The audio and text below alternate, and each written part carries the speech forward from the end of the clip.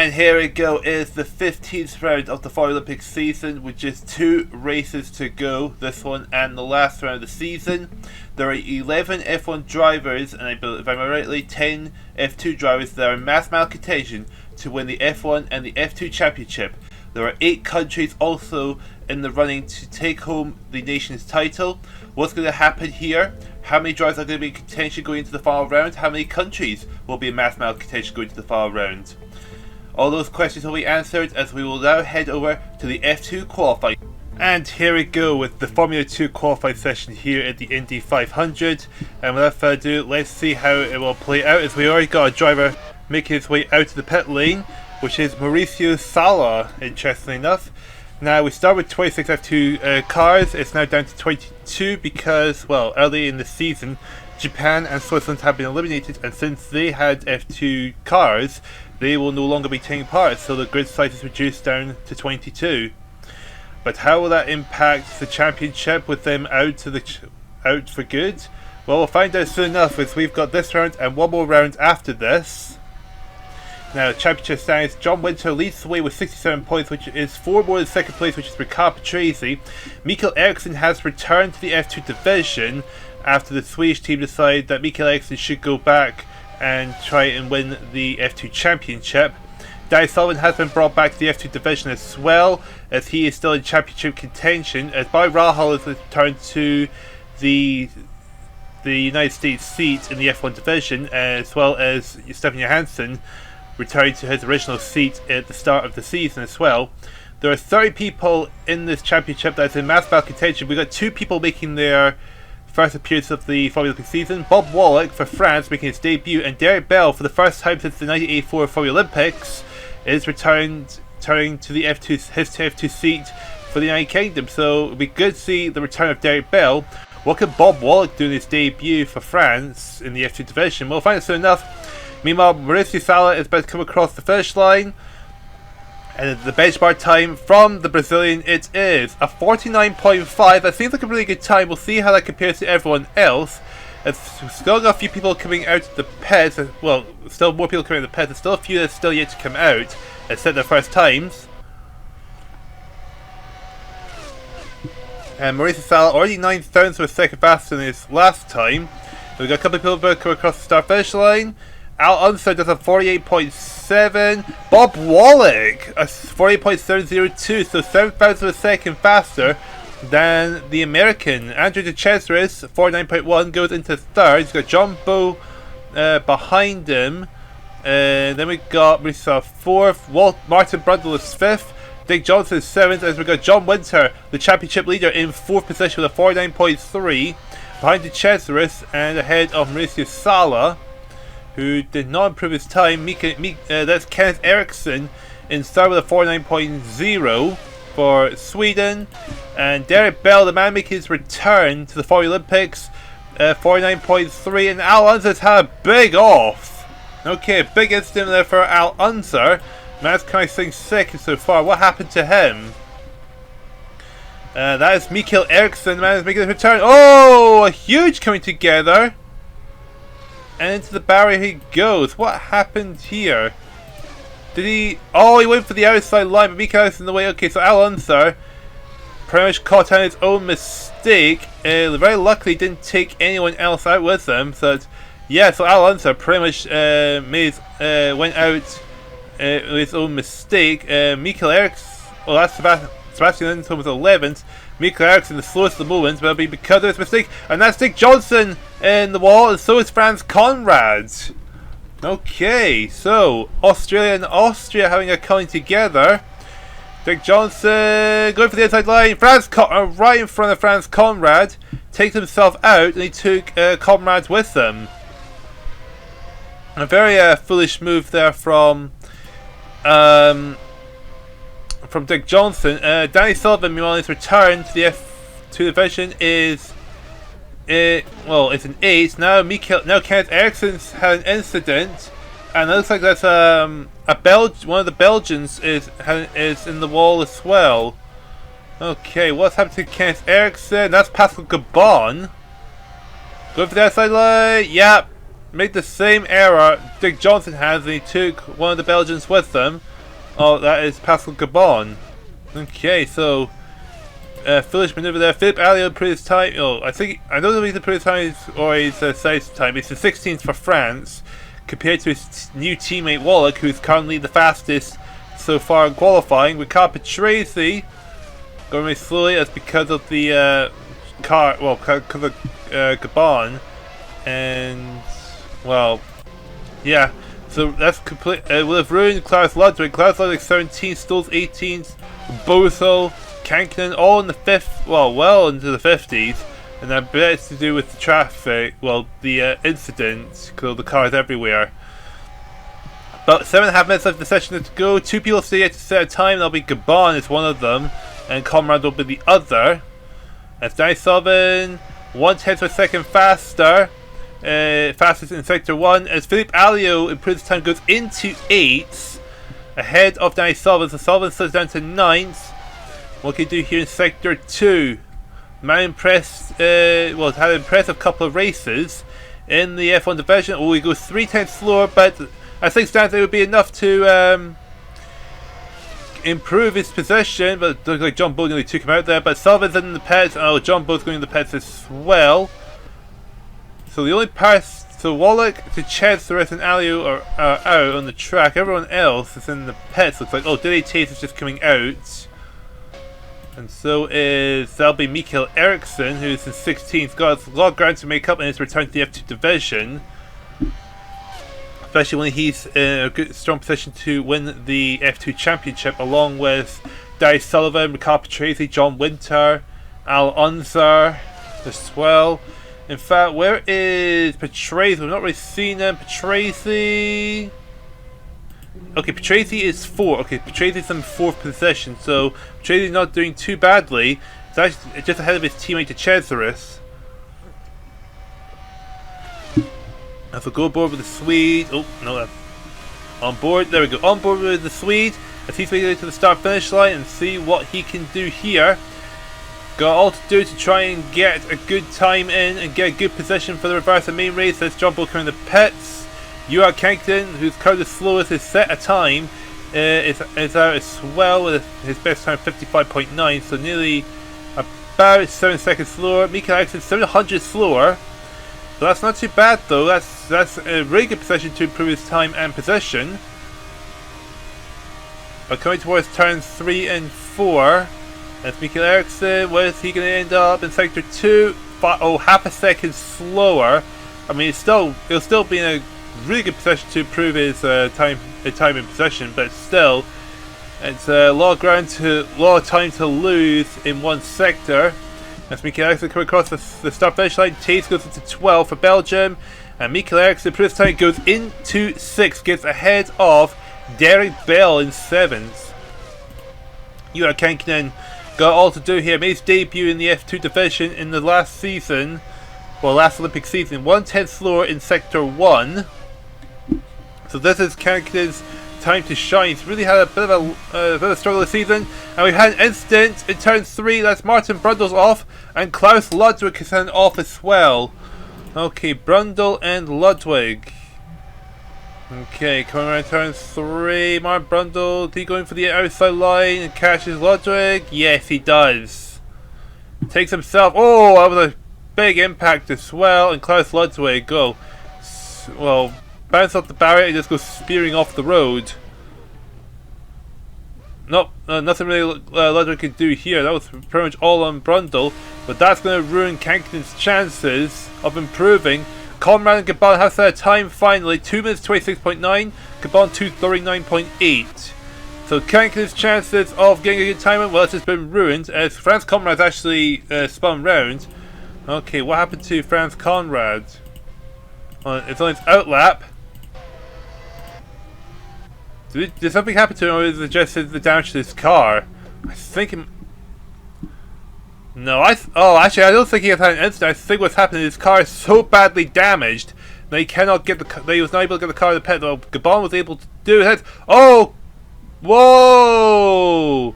Pascal Gabon is having an absolute moment here. Yeah, so Conrad's car is just too badly damaged. Pascal Gabon. That is a really scary situation Gabon sees himself in, because, oh my goodness, how can he keep the car going like that? Ericsson Mio goes to 6th, I think Dick Johnson previous time goes into 14th. Kanklin's the previous time session goes into 18th. Brundle's trying to get moving. We've got Michael Ericsson and Alonso behind him. Gabon, well, he's going for it, but oh my goodness, Gabon, you got to let this go, because that is insane. You're going to do a massive injury to yourself doing that. But you gotta give him credit, so he's actually trying, and now Brundle is completely holding up the grid. He's trying to go into the pits, along with a few other people. Because they're all trying to make a pit stop. Yeah, he's going. Well, at least he's going to the pits and getting off the track. Klaus Ludwig going there. Oh, Gabon is what do you even? Oh my goodness gracious, that is. Oh, Gabon, man. I mean, he goes into 21st. I mean, granted, he set a flying lap time, but this is really dangerous. And there's Franz Conrad there. He's going nowhere. John Bowe, this time for Australia, goes into 15th for 15th for Australia. And we go watch out for the championship contenders. Not Patrese. Oh, Patrese had an incident. And that is with Raul Bozo this time. Okay, so Patrese's off. He's on the outside. He's going to end up cutting off. He's going to probably cut off Bozo, isn't he? Yeah, he does. He cuts off Bozo and goes into the barrier. So pretty much Patrese took himself out there. And Stoll and Dick Johnson are having a huge going together, and Stoll's into the barrier. Bozo goes into 18th, but still, a massive incident there for really Stoll. And Derek Bell not reacting fast enough, and it gets so stuck. Yeah, a few people are now not able to do anything about it. Wallach's among them, Ludwig is among them. And this might end up being, and I'm guessing this is JT's. Oh no, it's Pascal Gabon going to a complete stop. Well, they've ruined their times for sure. And we got America coming across the line. That's Danny Sullivan. He's trying to get himself in a good position to try and win this championship. He does not improve his time, so he stays in 10th. Watching Pascal Gabon go flying. I mean, how Gabon is still going is beyond me. Michael Ericsson's going to start his qualifying run. Got Brundle and one of the Brazilians right beside him, but he gets ahead of the Brazilian and tucks it behind Brundle. Try and get a slipstream of him to try and get a good time in sector 1. And he's going to be 3/10 down on Wallach. But he still continues to chase down Martin Brundle, get that slipstream, get that extra speed in. And that is Pascal Gabon going flying! And goes and smack, and so I'm guessing I'll speak Ericsson just smacks into Gabon. Okay, let's check this out. Flooring it. The car's lifting itself off. Touch the barrier there.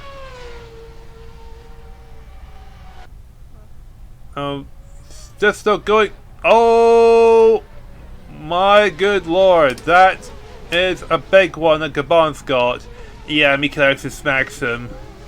Now, Michael Ericsson's time's been ruined because of that. Derek Bell, on his return to the Formulalympics, well, he's in third all of a sudden. He's ahead of Kenneth Ericsson, who, by about 400 per second, as he's doing his flying lap, trying to improve his position. What can Kenneth Ericsson do here? Oh, he's not going to be anywhere near his best time.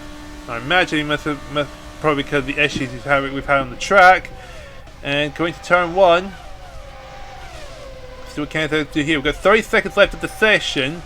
So we're getting towards the end of the session, and Juha Kanklin's finally got a good time in and goes into the top 10. Kenneth Ericsson's 300 a second fastest overall, faster than Wallach.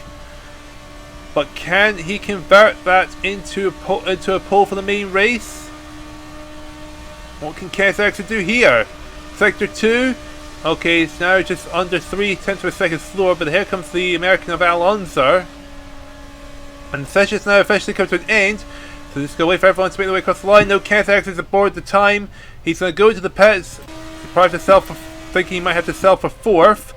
And we got all the times in. Whoa! Loads of times just came out at the same time there. Alonso is in pole. DUTs goes into 2nd, and Wallach drops down to 3rd in just an instant. And Joachim can put his time. He goes into 11th, and that is the end of that session. Wow, what a sun into that session that was there. Just 3 or 4 people got the best times, and Alonso T's got 1st and 2nd, just like that. So, with that out of the way, Alonso's in pole, DDT takes 2nd, then it's an all-French 2nd row. Bob Wallach still hanging on to start, getting a bonus point in his first Formula-Olympic race. Philippe Alliot gets an impressive 4th, Derek Bell is 5th, then it's the 2 Swedes, Maurizio Salak is 8th, and with the 2 Italians of Patrese and Cesar rounding off the top 10. If there's anyone's going to be disappointed in the result, it's going to be Danny Sullivan, only down in 14th. Klaus Ludwig will be really upset that he's down 18th as well. So how will they fare in the reverse main races? We'll find out soon enough, but first we got to get over to the F1 group qualifying sessions first before we get to the F2 reverse and main races. Alright, here's the first group for group qualifying. Without further ado, let's get into this group and see who's going to be the fastest in this group and where will they place on the race. Because everyone will qualify for the race as long as they're within the 110% time. And we've got 2 debutants in the F1 division. We have got Yannick Dallas been moved up into the F1 division for France as Philly's Chief is injured. Adrian Campos is making his Formula-Olympic debut, replacing the injured Luis Perez Sala. So it'll be interesting to see how Dallas and Campos do in this group. Of course, Stefan Johansson has returned to the F1 division after Mikael Eriksson took his seat. And we have, of course, we've got Pierre Schober has returned to his seat for Austria after Franz Conrad had his car for the previous round and didn't qualify. But here we go. Here comes Adrian Campos making his way across the start-finish line, and he'll be starting. Looks like he's going to be the one setting the benchmark for everyone to try and beat in this group.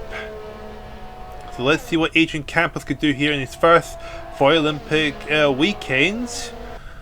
Be interesting to see what he can do here. Make his way to sector 2, 13.4 seconds. It's his time. As we still got a few people coming out of the pits. A couple still yet is just sitting there for now, buying their time when to come out and start their first lap. Here comes Alan Grice though to make the pass on the Spaniard, and John Nielsen trying to do the same. So all of a sudden it'll be Alan Grice is going to set the benchmark. It's got 1 corner left to go. If Alan Grice is going to be the man to set the benchmark now, what's the time it's going to be compared to the 2 of them? There goes, there'll be John Nielsen getting past the Spaniard. Grice to the 45.8, Campos to the 48.5, and we got Nannini with a 46.4. Of course, all eyes will be on the nations competition with France, Italy, Spain, Brazil, and the United Kingdom, pretty much all fighting to win. With Thorke Thiring, 46.6 goes into 3rd, ahead of Derek Warwick, who did a 46.8. Jan Laus goes into 2nd, while Leroy did a 47.4 in 6th position. As Ayrton Senna, 46.7 seconds. So we've got 9 people at third time. Slowest being Campos at the moment. Eddie Cheever goes into 3rd with a 46.3. Joker Mass is 8th with a 46.8.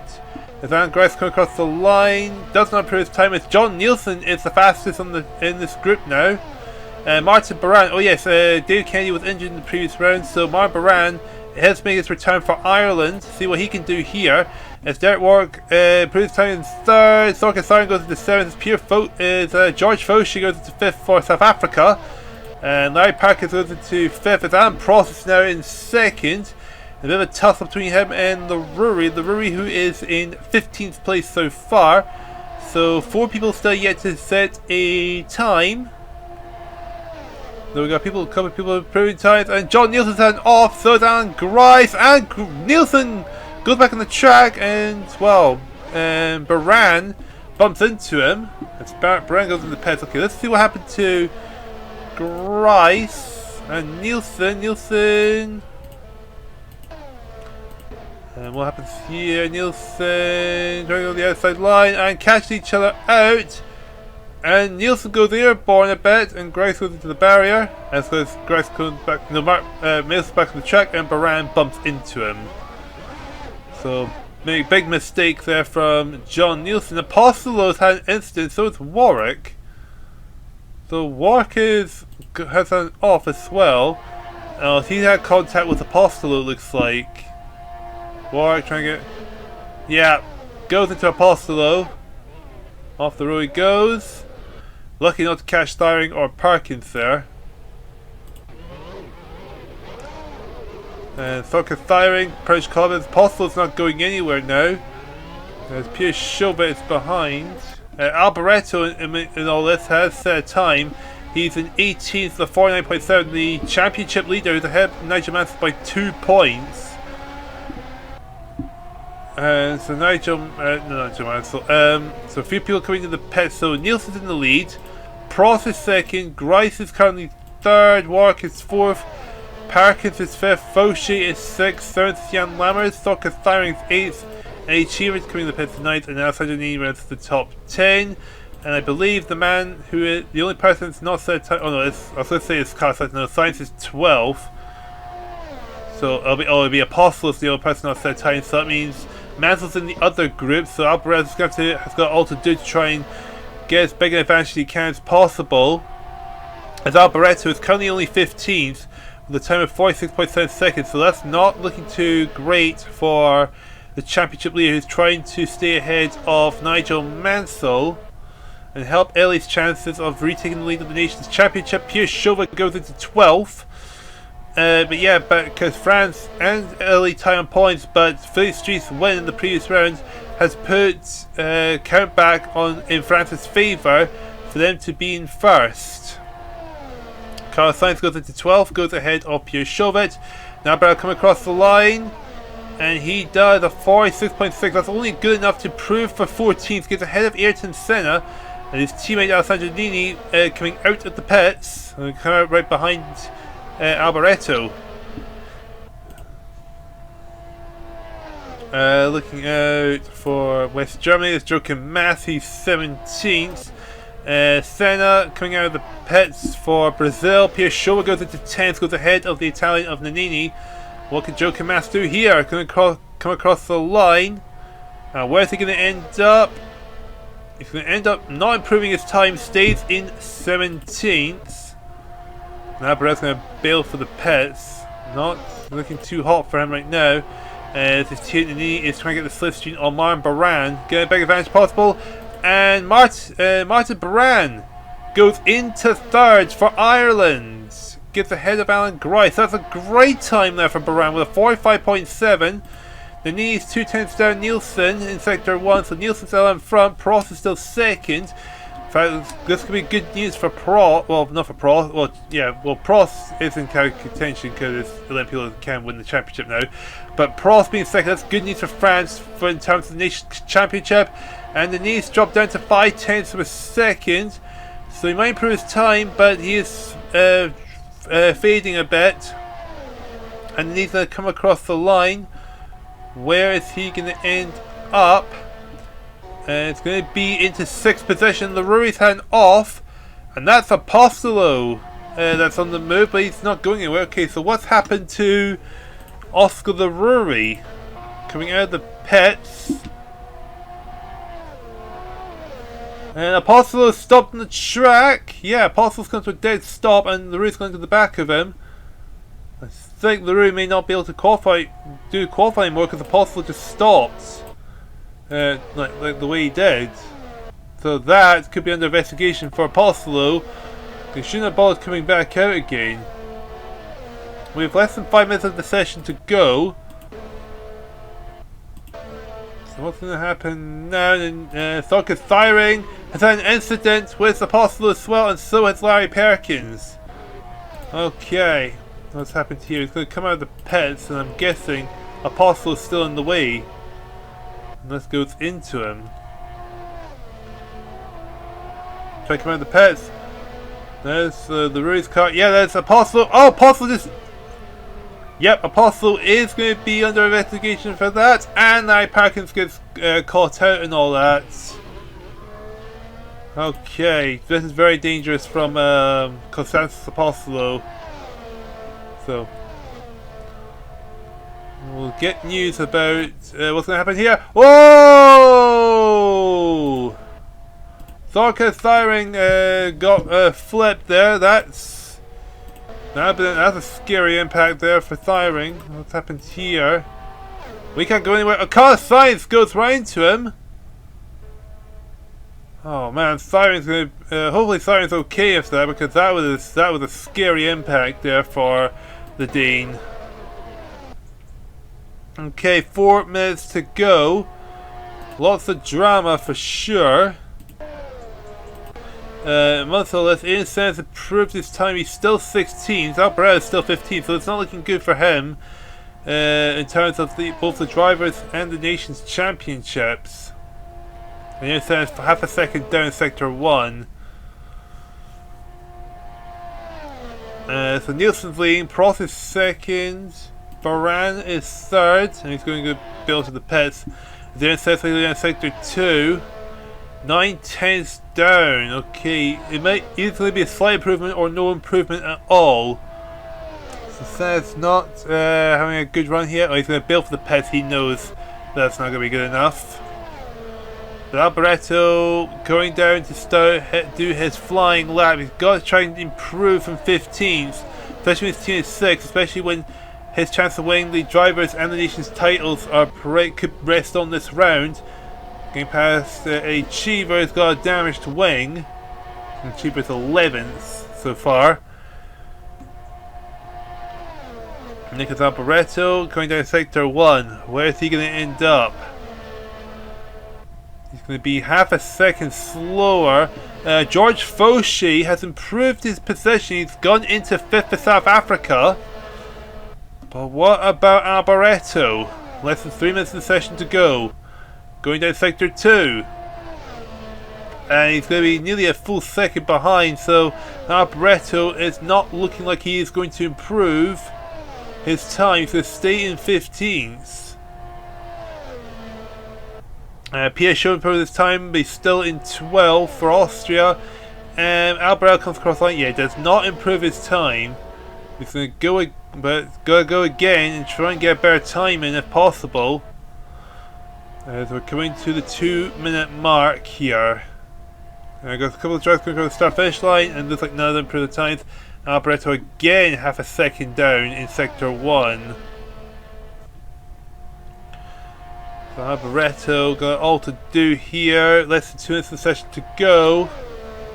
And again, nearly a full second down in by sector 2. So Alboreto once again not going to improve his time. Thiring. Trying to make the move. Yeah, his car's too badly damaged, and he needs to be immediately examined at the end of this qualifying session because he might be too injured to take part in the race. Now Alboreto again does not improve his time. He stays in 15th. Sainz and Campos having a wee tussle as Campos trying to improve his time possession for himself and for Spain. He does improve his time. He goes into 17th. Sainz improves his time as well. Goes into 5th. So Adrian Campos is not the slowest man in this group now. That title's going to Oscar Rui. But what time there from Carlos Sainz. Especially this could be good news for Spain. Their late charge for the nation's championship. And even though Carlos Sainz is technically out of contention to win the championship, can still do Spain wonders for the nation's competition. Adrian Campos, well, been thrown in the deep end like how Fittipaldi was for Brazil in the previous Formulalympics season. But Campos could probably do something about it. Hannah McCullough, meanwhile, improved time. He is still in 14th. As we've got about 30 seconds of the session to go. George Foshi, really good qualified session for himself and for South Africa. For sure. Ayrton Senna going to do one more flying lap. This is Senna's last chance to try to get a decent time. He's only 16th in this group. 16th, that's not great. So he's going to have to really try and pull the stops here if he wants to try and get a good grid position for the race. Half a second down in sector 1 already. Time is now officially up as we've got some people need to finish their runs. A lot of people bailing into the pits as well. It's nearly a full second down in sector 2. It might be a slight improvement or no improvement at all. I think the best you could probably hope for is only 15s as things stand, if even that. And Senna going to come across the line. Where's it going to happen? Where's it going to be? No improvement. Stays in 16s. And the session's about to end. And John Nielsen's had an incident right at the end of the session with Prost. Oh right, what on earth has happened here? Right at the end of the session as well. Prost. Oh, Prost had an oh, Nielsen was actually in a tussle with Grice. Oh wow, Grice has spun Nielsen round. Prost has basically just got caught up on all that. Okay, what was Grice doing here? I think Grice just spun Nielsen out this part of the track. Yeah, Price just just locked wheels. Just locked wheels. Right till. Okay. Well, that's it's quite a dramatic ending to the session. As Baran and Indy continue to have a wee tussle, but the session is now officially ended. Okay. So John Nielsen won this group, Prost is second, Baran is third, Grice is fourth, Carlos Sainz is fifth, George Foch is sixth, Derek Walker is seventh, Nani is eighth, Larry Perkins ninth, and Jan Lance rounds off the top 10. So with that dramatic session out of the way, let's move swiftly over to the second group. And here we go, the second group for group qualifying. Let's see who's going to win this group and who and how are they going to be placed for the race. As we got someone coming on the pits right, and that is Thierry Boutsen, eager to set the benchmark for himself and for Belgium, to try and get Belgium to finish at a strong note after getting a well-deserved podium in the previous round in Australia. As Thierry Boutsen is the lowest placed driver in mathematical contention to win the championship. He's got 51 points, Michele Alboreto has 105, so he's down by 54 points. It is mathematically possible because there's 56 points up for grabs, but the chances of Boutsen taking the win, to win the title, that is going to be very, very remote. But Thierry Boutsen, I'm sure, is just going to go out there, give it his best shot, and try and finish the season on a high note for himself and for Belgium. And there goes Thierry Boutsen, making his way down the first sector, eager to set the benchmark for everyone to try and beat. He's got a few people making their way onto the track. And Boutsen does a 12.5, which seems like a really, really good time in the first sector. But what will that translate to sectors 2 and 3? So Yannick Dalmas for France will be in this group, replacing the injured Philippe Streif just for this round, because after that he'll be going back to the F2 division, I think. So Bob Bullock pretty much only in this group in this weekend for the F2 division for France, and after that, well, he'll be back on the sidelines again. But here goes Thierry Boutsen. His time is a 46.0. That seems like a pretty decent time, but what will that translate to for everyone else? PK is second with a 46.7. They've got someone else coming third time. Bernd Schneider, 5/10 down, no, 500s down. Now Stig Blomqvist goes fastest for Sweden with a 45.8. A really good time there. And we've got Malcolm Stewart in fourth for the 46.1. Graham Duxbury, 5th for the 46.4 for South Africa. So looking down, Pierre Doan, 46.8, the new slowest driver in this group so far. I'd say that Lewin Dickens for 47.1 in 8th place. And now Thierry Boutsen to prove this time goes fastest again. Whoa, a bit of a wobble there between him and Gareth Berger, 45.5. And there's Nigel Mansell, currently in 5th for the 46.4. He's got all to do here to try and ensure that he's put himself in a good position to get ahead of Alboreto. Ricciardo in 5th for Argentina. That's Stig Blomqvist in 2nd with a 45.7. And now Malcolm Stewart goes into 4th. Bit of a bit of a tussle with him and John Jones. Let's see Boutsen with Gerhard Berger. Oh, contact between Boutsen and Berger. Oh, the foolish move there from Boutsen. Goes right into Berger. Well, that's not going to help Boutsen out. It's not going to help us. More importantly, it's not going to help Berger out either. Timo Salonen 1/10 faster than Boutsen there in Sector 1. Boy Rahal is returned for the United States in 14th to the 46.9. And yeah, we've got traffic and the Ricciardi's had damage. So Ricciardi's must have been hit to something. Where's Ricciardi? This board. There he is. There's him and Bernd Schneider next to each other. And gets caught out by Bernd Schneider. And Ricciardi's not going anywhere. And Dalmas has been blocked and blocked. Yeah, so lots of so the road's pretty much blocked off, so that's not going to help anyone out. Ludwig Heimer 49.0, well, pretty much his time ruined from. Yep, look at that. Just well, Ricciardi not able to do anything because Ricciardi's in the way. Ricciardi needs to despawn, get back to the pits as soon as possible. John Jones 57.2, Derek Daly for Ireland 1 minute 1.8. Okay, Ricciardi's gone. Now everyone can go racing again. Paddy Davidson for New Zealand 18, 59.9. So 1 point left to set a time. That'll be Berger.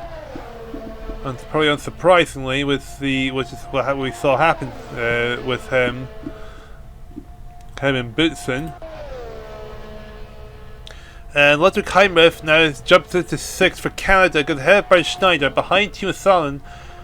Where's Timo Salonen going to do? Sector 2, 8/10 down. He's got, that's Paddy Davidson behind him.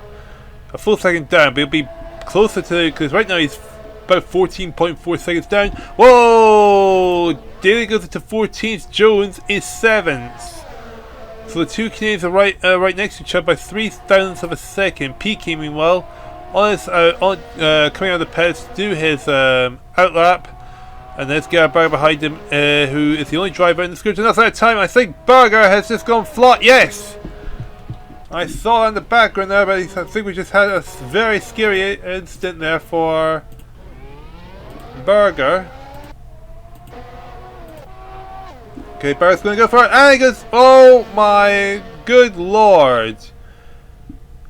Out! Oh. Not only has he gone flying, he's gone flying out of the track and into the crowd as well. Gee, so that was a very, very scary accident there for the Austrian. There's no way he'd be able to race like that. And Derek Daly coming across the line with John Jones next to him. What about Derek Daly? Goes into 9th for Ireland, behind Bernd Schneider. And Nelson PK needs to start doing his flying lap. Oh, he's got his work cut. He's in 15th right now. He's behind Costas lots of grace. Now, what is Nelson PK going to do here in Sector 1? He is going to be just under 0.2 of a second down. So, not too far behind Boutsen in Sector 1. Speaking of Boutsen, there he is right behind him. As PK makes his way down in Sector 2. Where is he going to end up now? Nearly 9/10 down. He's 1.2 seconds behind, so he might be able to get a small improvement in, but it's going to be tough for PK to probably get higher than 14th. And we're coming across the start finish line. PK goes into 14th, gets ahead of Loss, but he's still 1.1 seconds down. And Lewandek improves his time for himself in the Netherlands. He stays in 18th. And Gerhard Berger has managed to set a time now. He's 2 minutes 27.8. Berger's he's not going to be in the he's not going to be in the best shape after that, but he's going for it, and he's going to be 1.5 tenths down. So clearly, so I think Berger is like, no, I'm not going to let what happens with me and Boutsen get me down. He is actually going for it. He's managed to get his car into control. Okay, he's now 7 tenths down. Boutsen's had another incident, this time it's with PK. Another championship contender. Okay. Boutsen and PK come together. Oh, PK is the one that takes out Boutsen this time round. Garrett Berger coming across the start finish line, going to try to get a slipstream of boots in, and also Helga Keimriff maybe. Going to come across the line, he goes into 19th, gets ahead of Paddy Davidson, whose best time is still 14 seconds down. But he is going to come across the line now. Where's he going to end up? He's going to be in 18th, goes ahead of Lundick and gets ahead of Berger. Berger, well, less than a tenth of a second down. He's getting a slipstream of Ludwig Heimrich, who is currently sitting 6th. Bobby Rahal goes into 17th with a 46.8. Berger 5/10ths down, showing a good position to improve his possession and time. And it's coming to the start finish line now. Where is Berger going to end up this time? And Gerhard Berger is going to go into 6th. Get to have Heimrich, PK down 15th now. Duxbury goes into 10th for South Africa. Mansell, meanwhile, having a really rough qualifying session. Alboreto had a rough session, but Mansell as well. He's 13th, and his best time is just over 9/10 slower than Thierry Boutsen's. He's going to go across the start finish line. He does not improve his time. He stays 13th. This is not looking ideal for him. He's got less than 3.5 minutes left to go. Pierre Donez improves time. He stays in 17th. And there's PK right and Graham Duxbury together. And Mansell just under 2/10ths down in sector 1. Gonna have to really push if he wants to try and get ahead of Alboreto, get a good advantage over him for the championship's sake, for both the drivers and the nations. And Mansell's 9/10ths down. So already it's looking like he's not going to improve his time. He might have to just bail for the pits and just go out again. And that looks like exactly what he's going to do. PK going down sector 2 now. Where's he at? He's down 15th. 9/10ths down. So that's not looking good for the Brazilian either. And PK is going to try and complete this lap, but where's he going to end up?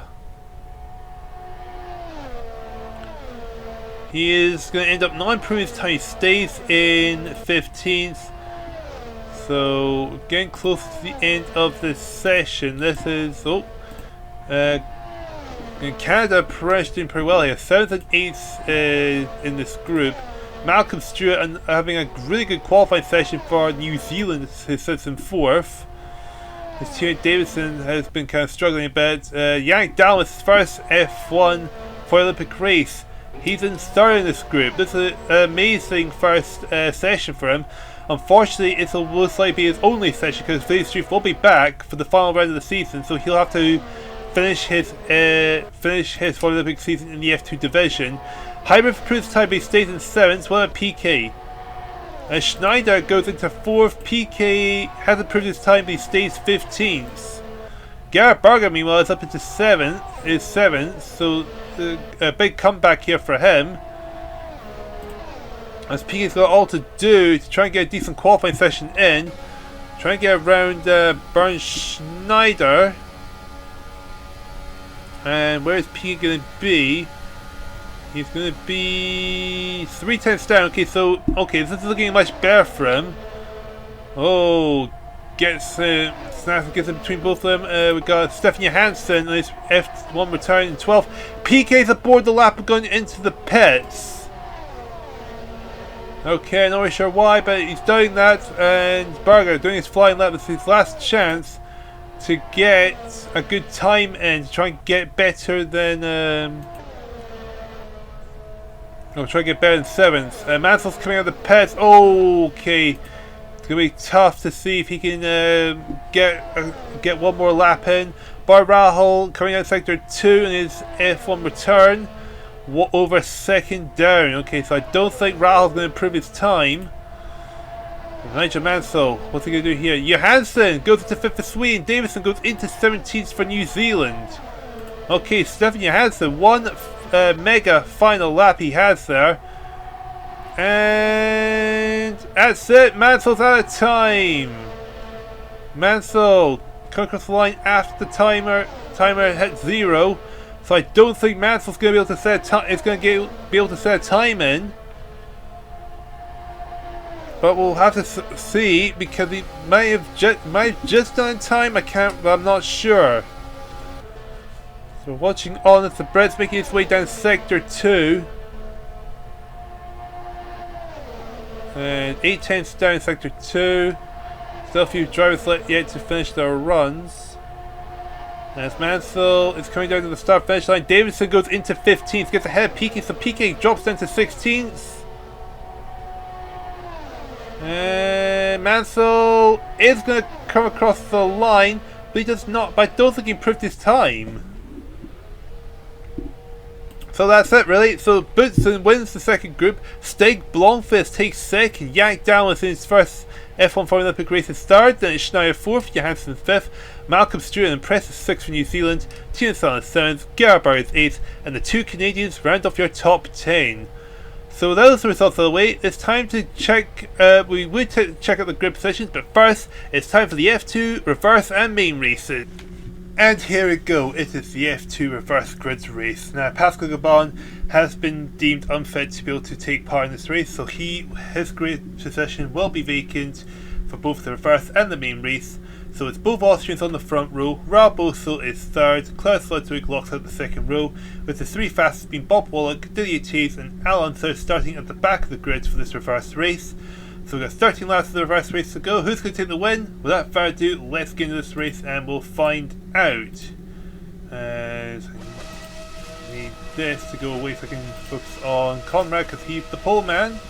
As the race gets underway now, and it looks like a pretty decent start there for Conrad. And I think he's going to hold to the lead going into turn number 1. Now, will everyone make it through safely? Yes, Conrad hails into the lead. His teammate is still behind. All 21 drivers are safely through the first corner. You need to get the follow the car back to the pits before it's too late. But I say it still looks like he's going to get his nose out to take the lead. We've got a few overtakes up and down the field already. But here comes Klaus Ludwig though, to try and get into the lead for himself and for West Germany.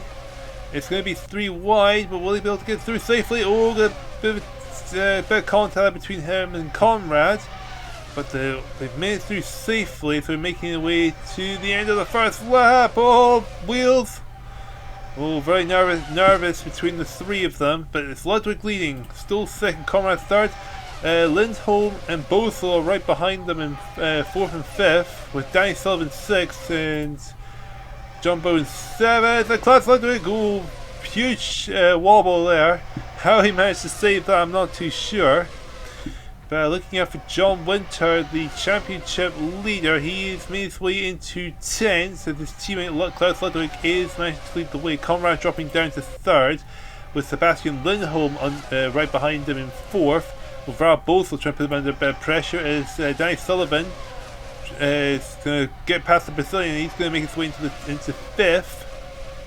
And Sebastian Lindholm is going to try and make the move to try and get into 3rd, get ahead of Franz Conrad. The man who had a disastrous qualifying session. And yep, just sitting back watching on at the fastest lap goes to Danny Sullivan, who's making his way into, barging his way into 3rd, getting past Lindholm and Conrad. Conrad's fighting back hard there. It's looking further in the field. Philippe Hallio along with Bob Wallach at the back. As Danny Sullivan's in 3rd, man is eager to try and take the F2 championship title home like Bobby Rahal did in the 1984 season. Meanwhile, the other contenders, Winter's in 10th because only Petracy down in 14th. As they're making way to lap number 413. So lots of overtakes up and down the field, but here comes the Italian. It's Andrea Cesaris gets the fast lap of the race, and Conrad and Sullivan have a massive spin. Oh, that's bad news. Sala is around, and he goes on top of Al Unser for some reason. What on earth? I think the a slight touch there between Cesaris and Sullivan. I think it was Sullivan, or was it? Yeah, Sullivan. Can't Turn the first corner. Oh, slight touch the wing. Oh, was it with Conrad? No, it was with Conrad. Gently touched the wing. Conrad goes spinning. Sullivan, his car just snapped on him. So that was just a very, very slight touch, and that was enough to cause carnage. Don't know what Solid's doing. But Solid's calling on John Bowe is in the wall. Sullivan looks like he's out. But yeah, so what happened to John Bowe though? What? So he clearly got collected somehow. Go on the outside. Oh, collect with Conrad's car. Conrad's able to keep going. So it looks like it might be the end for Salah, Bowe, and Sullivan. Looks like they're the ones that have fallen. Wow. What? Oh, that was what a lot of drama. So yeah, that's Sullivan's out, Salah's out, and Bowe are all out. Okay, so Ludwig is leading the way. Oh, Ludwig is still identical times there to Cesaris, right behind them in third, breathing down their necks. Is Sebastian Lindholm doing really good for himself in fourth. There's Martin Brundle and Rob Bothell battling for fifth. As John Winters, thanks to the bad luck for Sullivan, going up into seventh. As Jake Johnson runs off the top, the podium position 8th for Australia. The Kankinen 9th, Patrese 10th, Bob Wallach is up to 11th. And then a lot of the championship contenders, we've got the Ericssons 18th and 13th, Conrad down to 50th. Oh wow, that is, yeah. That is a lot of damage to the wing of Franz Conrad, who's, yeah, not surprisingly, is falling down the order. As Rui Stoll is now trying to fight to take that hold into the lead between him, Ludwig, and Cesaris, as the fight for the lead is well and truly brewing, as they pretty much got quite a bit of distance from the rest of the field, who could have been held up from the accident. A couple laps ago, as Andrew Cesaris gets past Ludwig for second, and here he is going for the move on Rui Stoll for the race lead here in this race. And can Cesaris do it? Yes, he gets past Rui Stoll, and that is the Cesaris in the lead. After on lap 6 of 13, well, approaching the halfway mark already. Just blink if you've missed half the race, it looks like. Further in the field, where's all the championship contenders? Winter 7th, Patrese 10th. Mikael Eriksson 18th, Al Unser 16th, and now Cesaris gets past Rui Stoll, and the Italian, it looks like he's going to take the lead of this race. Amazing stuff there from Cesaris, but can he hang on to it, because this Rui Stoll's fighting hard for that top spot. And the only question is, when are they going to make a pit stop? And oh, we had an incident. The Cesaris gone for a spin. Cesaris going for the outside line, and the Cesaris is off, and that is Cesaris out. There's Rui Stoll coming in. Klaus Ludwig's in. Sebastian Lindholm is in the pit. Oh, but we got a few people staying out. Brundle, Bosel, Winter. They're all staying out to do a layer strategy. And going down to turn 1, so Bosel's going to hold on to the lead for now. Derek Bell is staying out, so is Kenneth Eriksson. And everyone else is in the pits, it looks like, but where, what can Rui Stoll do here? Can he, okay, Cesaris is out of the race. Franz Conrad, he's in the pits. Yeah, so it's just 5 people staying out. We're checking the front runners. This Martin Brundle's in the lead now, trying to stay ahead of Bosel, and contact between him and Bosel. John Winter being slowed down there. Bosel on the move. Oh, Brundle. Foolish move there, and that looks like Brundle's taking himself out of the race. Kenneth Eriksson and Derek Bell. Oh, and a bit of a tangle between them, and they've both gone spinning as well. What on earth has happened here between Eriksson and Bell there? Hope it's not related to that instead with Brundle. This bit being a bit better there. That'd be pretty bad sportsmanship if that's the case. But I think Rui Stoll's come out on top. Ludwig is 7th at the moment, with Lindholm behind 8th. And yeah, Brundle's out of the race. A lot of people in the pit, but I think Stoll is going to retake the lead. Oh, I feel like Klaus Ludwig is coming in to try and get that first spot. Yep, and Klaus Ludwig looks like it's going to take the lead, and I think they're about to lap Dick Johnson. It looks like they're going to lap. Oh, Patrese had a bad pit stop. He's been lapped. That's not good. So we got a few people have been lapped in this race. So Conrad, Johnson, and Patrese, they're all a lap down, but Stoll and Ludwig continue to battle for the lead. There is Sebastian Lindholm in third. He's going to try and lap Franz Conrad. Both 4 for Brazil. Juha Kankkunen has managed to get into 5th. 6th is John Winter. That's going to help him out of the championship. Because he's the highest placed championship contender in this race, and the other one there looks like he'll score points. And everyone else, and all the others in championship contention are getting nothing, it looks like. But the battle for the race win well and truly on between Stoll and Ludwig. Which one is going to take the win? What can Lindholm do? He's lapped Conrad. Can Bothell catch up to him in time? Probably not, but Franz Conrad looks like he's going to try and be a bit of a nuisance for the Finn, who could potentially get a well-deserved podium for himself and for Finland. It's about to start lap number 11. Really, Stoll and Ludwig are fighting hard for first place. It's really, really tight between them. But really, Stoll's got his nose out as things stand. As Lindholm is barely in the back, we can see him in the background there, in a bit of having a bit of an issue with Franz Conrad, trying to be a bit of a nuisance. But look at the two of them fighting hard right next to each other. This is going to be going right down to the wire between the two of them for the win, I betcha. And John Winter, meanwhile, okay, he's got a bit of an issue with trying to lap Dick Johnson, who's right next to him. So he's got plenty of clearance between him and 7th place, which is currently Derek Bell at the moment. Alonso just outside the points in 9th, going to try and make up 4 seconds, try and catch Kenneth Eriksson. But it's not going to do it, but it's going to be really bad news for him, because it looks like John Winter is going to get 3 points compared to Patrese, Michael Eriksson himself. We're all looking like they're going to be set for nothing. And we're on to the penultimate lap now. Another battle is well and truly on between the two of them for the race victory. Is it going to be really Stoll, or is it going to be Klaus Ludwig that's going to come out on top here? All eyes on the two of them for this win. This is a very, very important win for the two of them. Well, Stoll may be mathematically in contention, but Klaus Ludwig could really do with the 10 points to try and keep. He's definitely an outside shot at taking the title.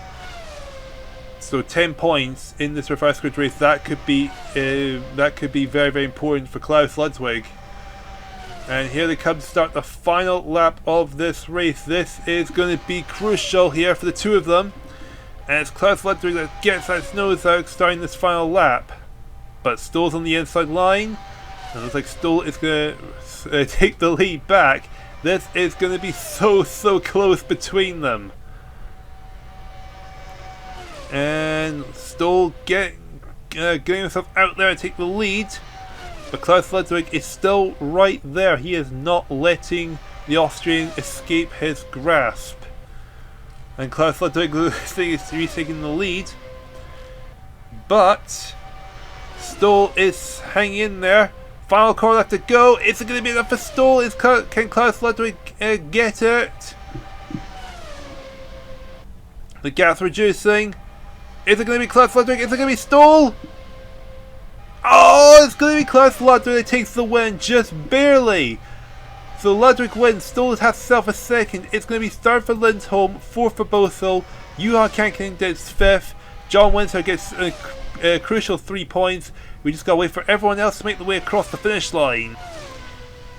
And that's everyone across the finish line, and a typical Indy 500 race for the reverse grid race for the Formula 2 division comes right down to the wire.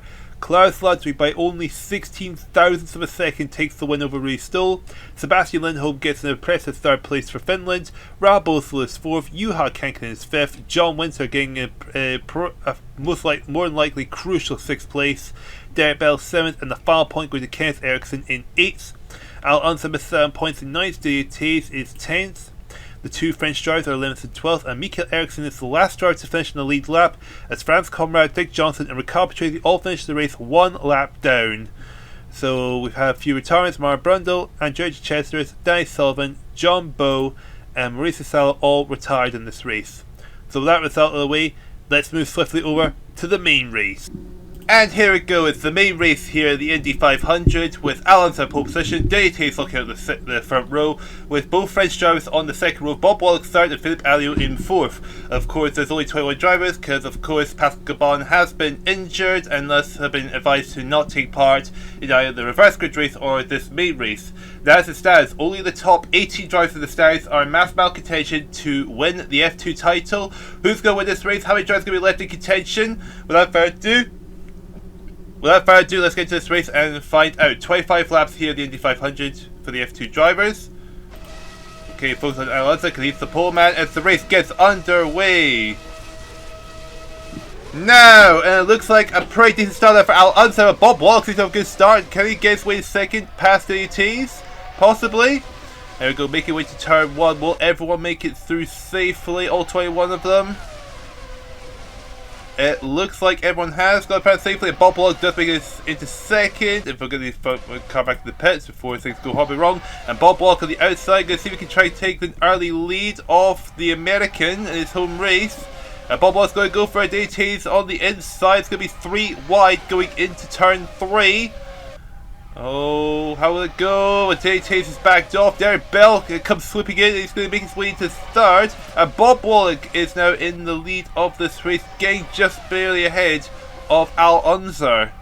As they're making their way to the start-finish line to start lap 2 of 25 already. And there's Derek Bell behind them with Michele Alboreto though, fighting along for 4th as DATs is dropping down to 5th. With Philippe Alliot right behind him in 6th. As we're on up to Unser and Wallach. It looks like they're pulling away a wee bit. There's Derek Bell in third with, it's Kenneth Eriksson, not Michele Alboreto. Michele Alboreto is down in 9th. Behind there'll be Sandro Sala.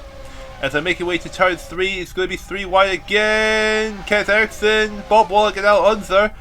Oh, they've all made it through safely with Kenneth Eriksson on the inside. Can he use his chance to take the lead of this race? Oh, Bob Wallach next to him. Oh, wheel to wheel. Al Unser right near the wall as Derek Bell is sitting back watching on. As we're on to lap 3. Who's got the fast lap of this race? I'm guessing Kenneth Eriksson.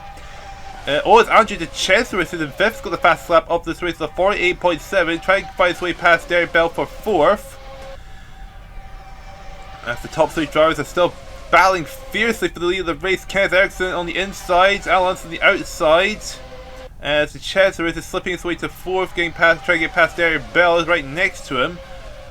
It's quite intense here. As Bob Wallach in the middle, dropping down to 3rd, and going wheel to wheel again with Kenneth Eriksson. A little bit of shoving there, but they're all making it through safely. That's the important part.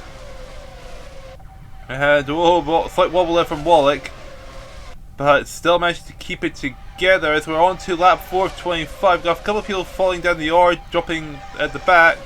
As Alliot is the fastest man of this race, he's in 6th with the Chetheris and Derek Bell in the same line as him.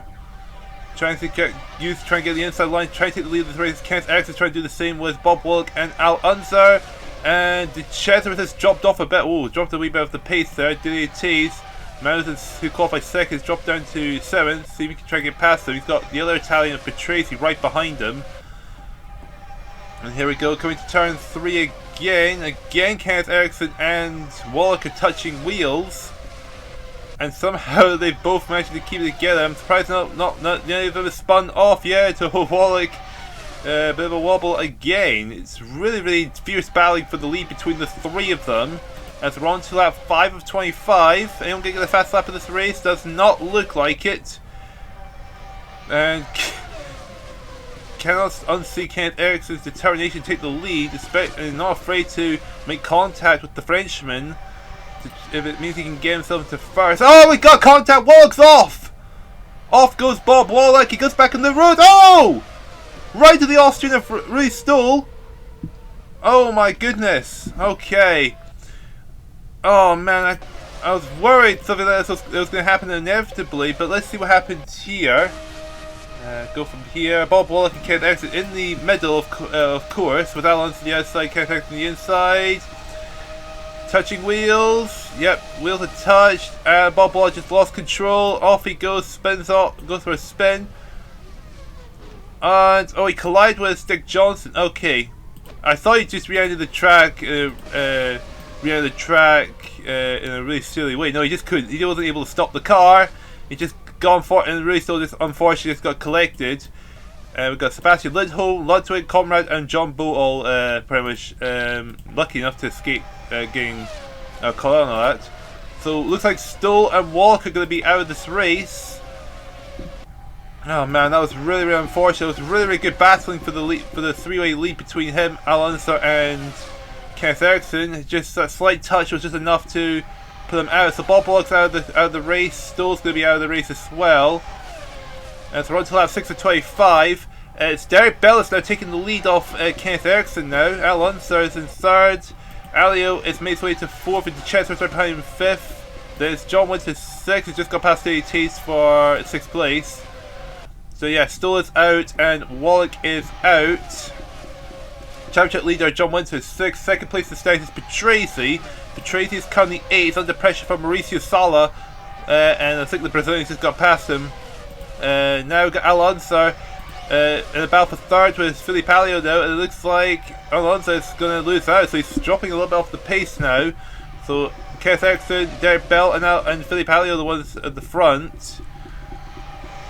With the Cesaris trying to get himself involved. He's actually going past Alonso for fourth place. So the American has seems to have caused a slight bit of bother.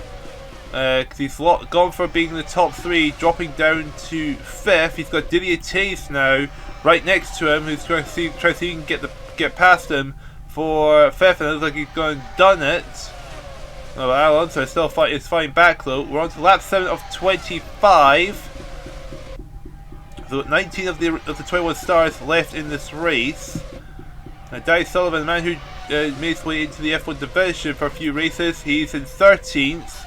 He's got Martin Brown behind him. He's got Michael Eriksson and Juha Kankinen in front of him.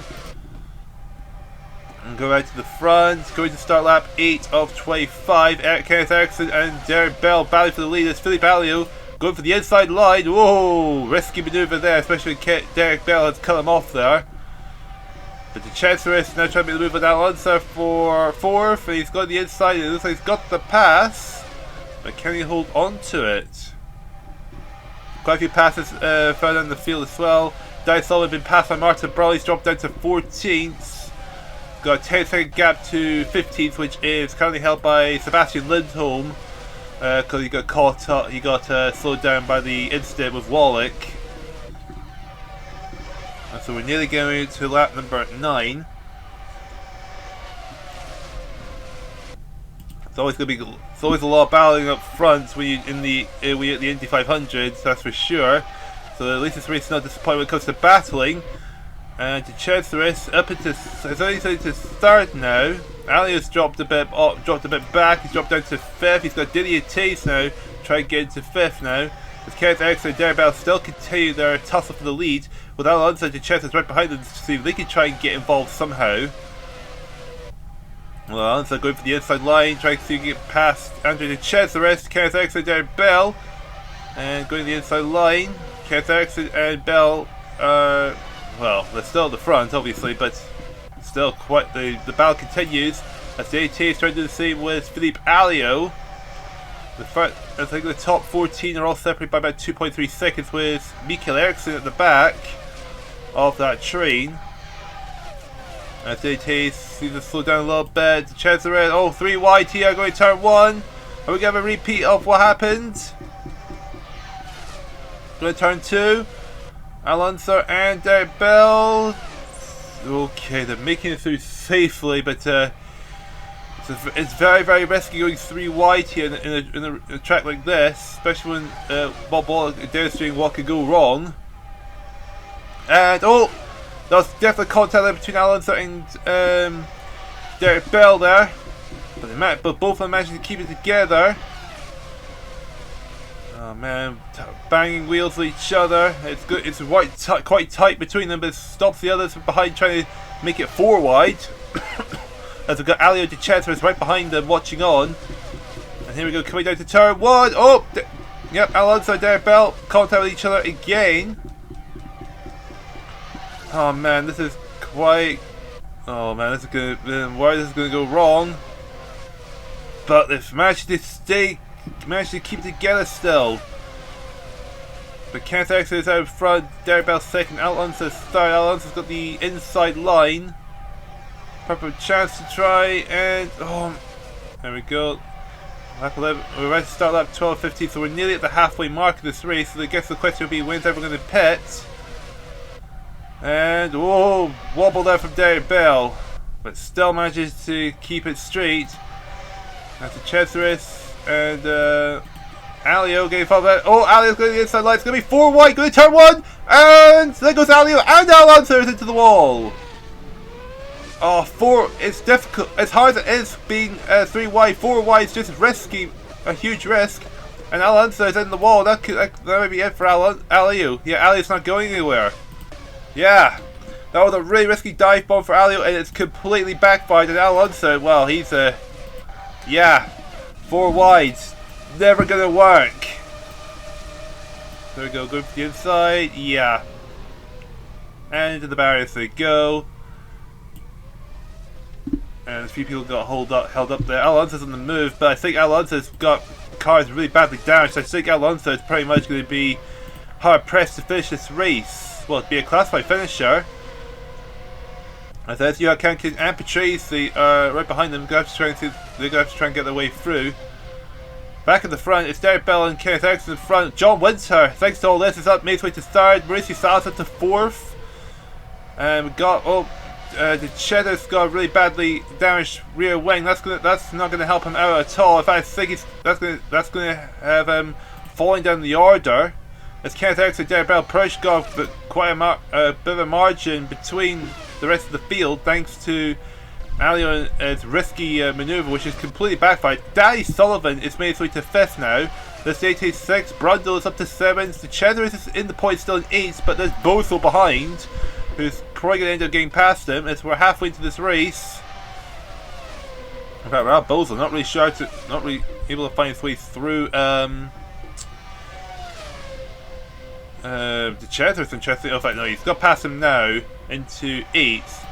Kenneth Erickson, no, Michele Alboreto running off the points position in 10th, but he's got about 4 seconds to try and 4-second gap to try and close it, to try and catch up to the badly damaged Chesser. Alonso's in the move. Yeah, not surprisingly, he's dropped down all the way down to 17th. So that with the state of this car, yeah,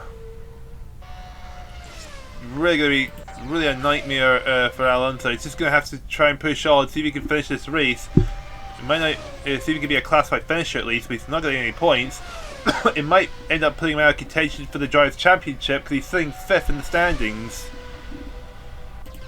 Checking the front runners. Are you ever going to pit here?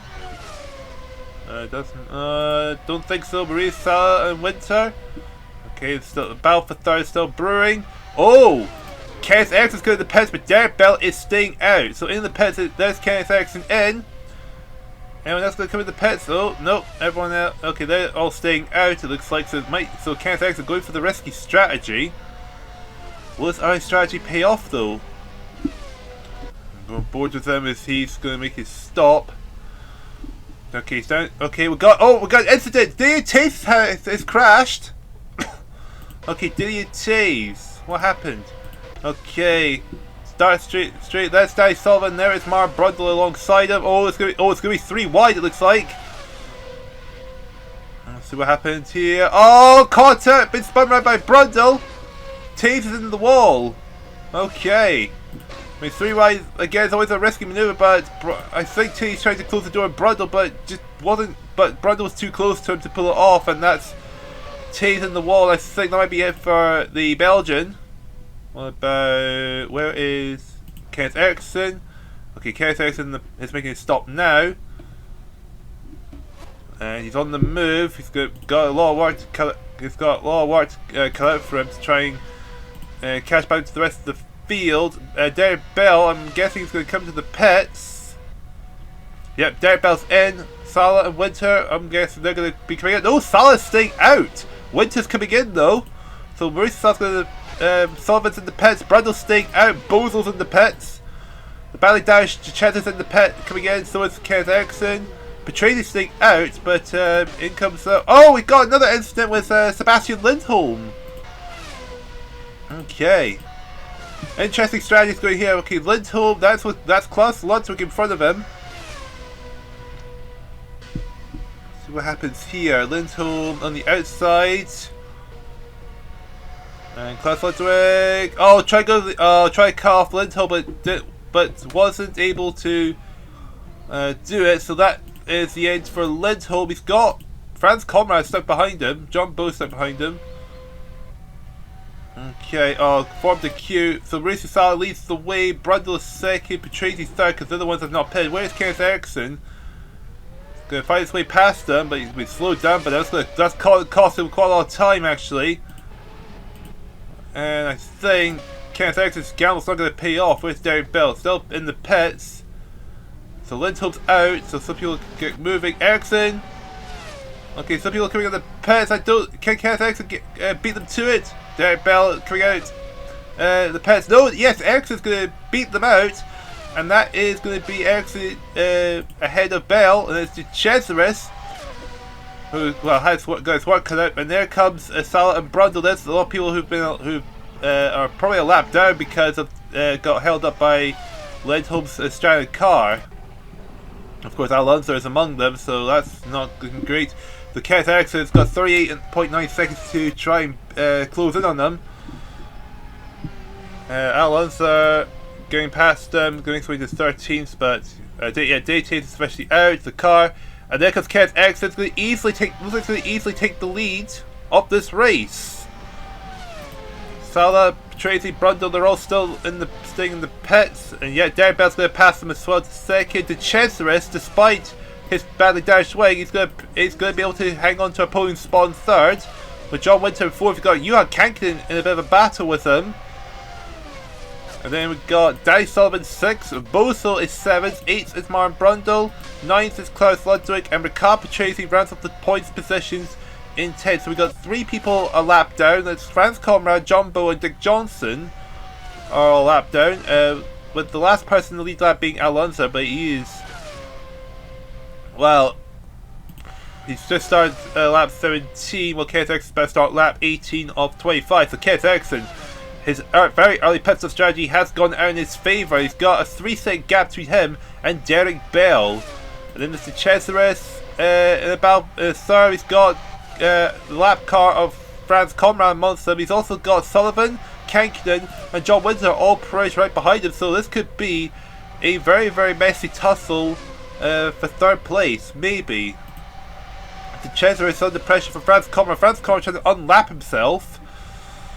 But Cesaris only is third, so he's still going to be lapped down. But there's Johan Kankinen going to see if he can slip by and get to third. Oh, he's going to get cut. Oh, he's getting cut off by Franz Conrad there. That's Danny Sullivan capitalizing on it and going into fourth. So the Cesaris trying to get past the lap car, and Danny Sullivan trying to get past Franz Conrad so he can focus on the Cesaris for third. And coming to turn 1, 3 wide. Oh, this is going to be messy. And Franz Conrad's gone round. Yep. Franz Conrad's gone round, I think. Yeah. Franz Conrad's going to be out of the race, it looks like. Yeah, so 3 wide again, risky maneuver. I mean, Franz Conrad was probably should have just let him through because he was a lap down. The Cesaris is now pulling away from Sullivan, nearly by 2.5 second gap. This John was in 5th. Kankinen is down to 6th. His rear wing's damaged, so that's not good news for Kankinen. That's going to slow him down dramatically. This Bozel's probably caught up to him, and he's got the two lapped Australians in between them, Dick Johnson and John Bowe. And Bozel about to make his way through into 6th, and he does so. And we're going to pass somewhere. Oh yeah, Danny Sullivan, John Winter the battle for 4th. And Danny Sullivan's going to lose out to the West German, looks like, as John Winter gets into 4th place. It's on to lap 20 of 25. I think the top 3 spots are pretty much set in stone. There's Danny Sullivan and Winter battle for 4th. Bozo is ahead of, and Klaus Ludwig probably is about for 6th, as Brundle is just past Kenken for 9th. So pretty much Kenken is just pretty much on survival mode to try and get some points because of his rear wing. And so we've got Ricardo Patrese and Mikael Eriksson in the back end of the points. Well, 11th and 10th. We've got Johan, but they could probably catch Kankinen as we're on lap 20 of 25. Winter and Sullivan continue to battle on. Brad Bozel and Klaus Ludwig. There they are coming to turn 1. So Bozel, Ludwig and Brown in a 3-way fight for 6th place, with Dick Johnson pretty much being a bit of a nuisance to them, and Georg Kanka has been caught up by Patrese and Mikael Eriksson. Now let's get past them, and that is going to be Johan Kanka out of the points. Wasn't in a good position to score points, but Franz Conrad blocking off Sullivan's push has cost him pretty dearly there.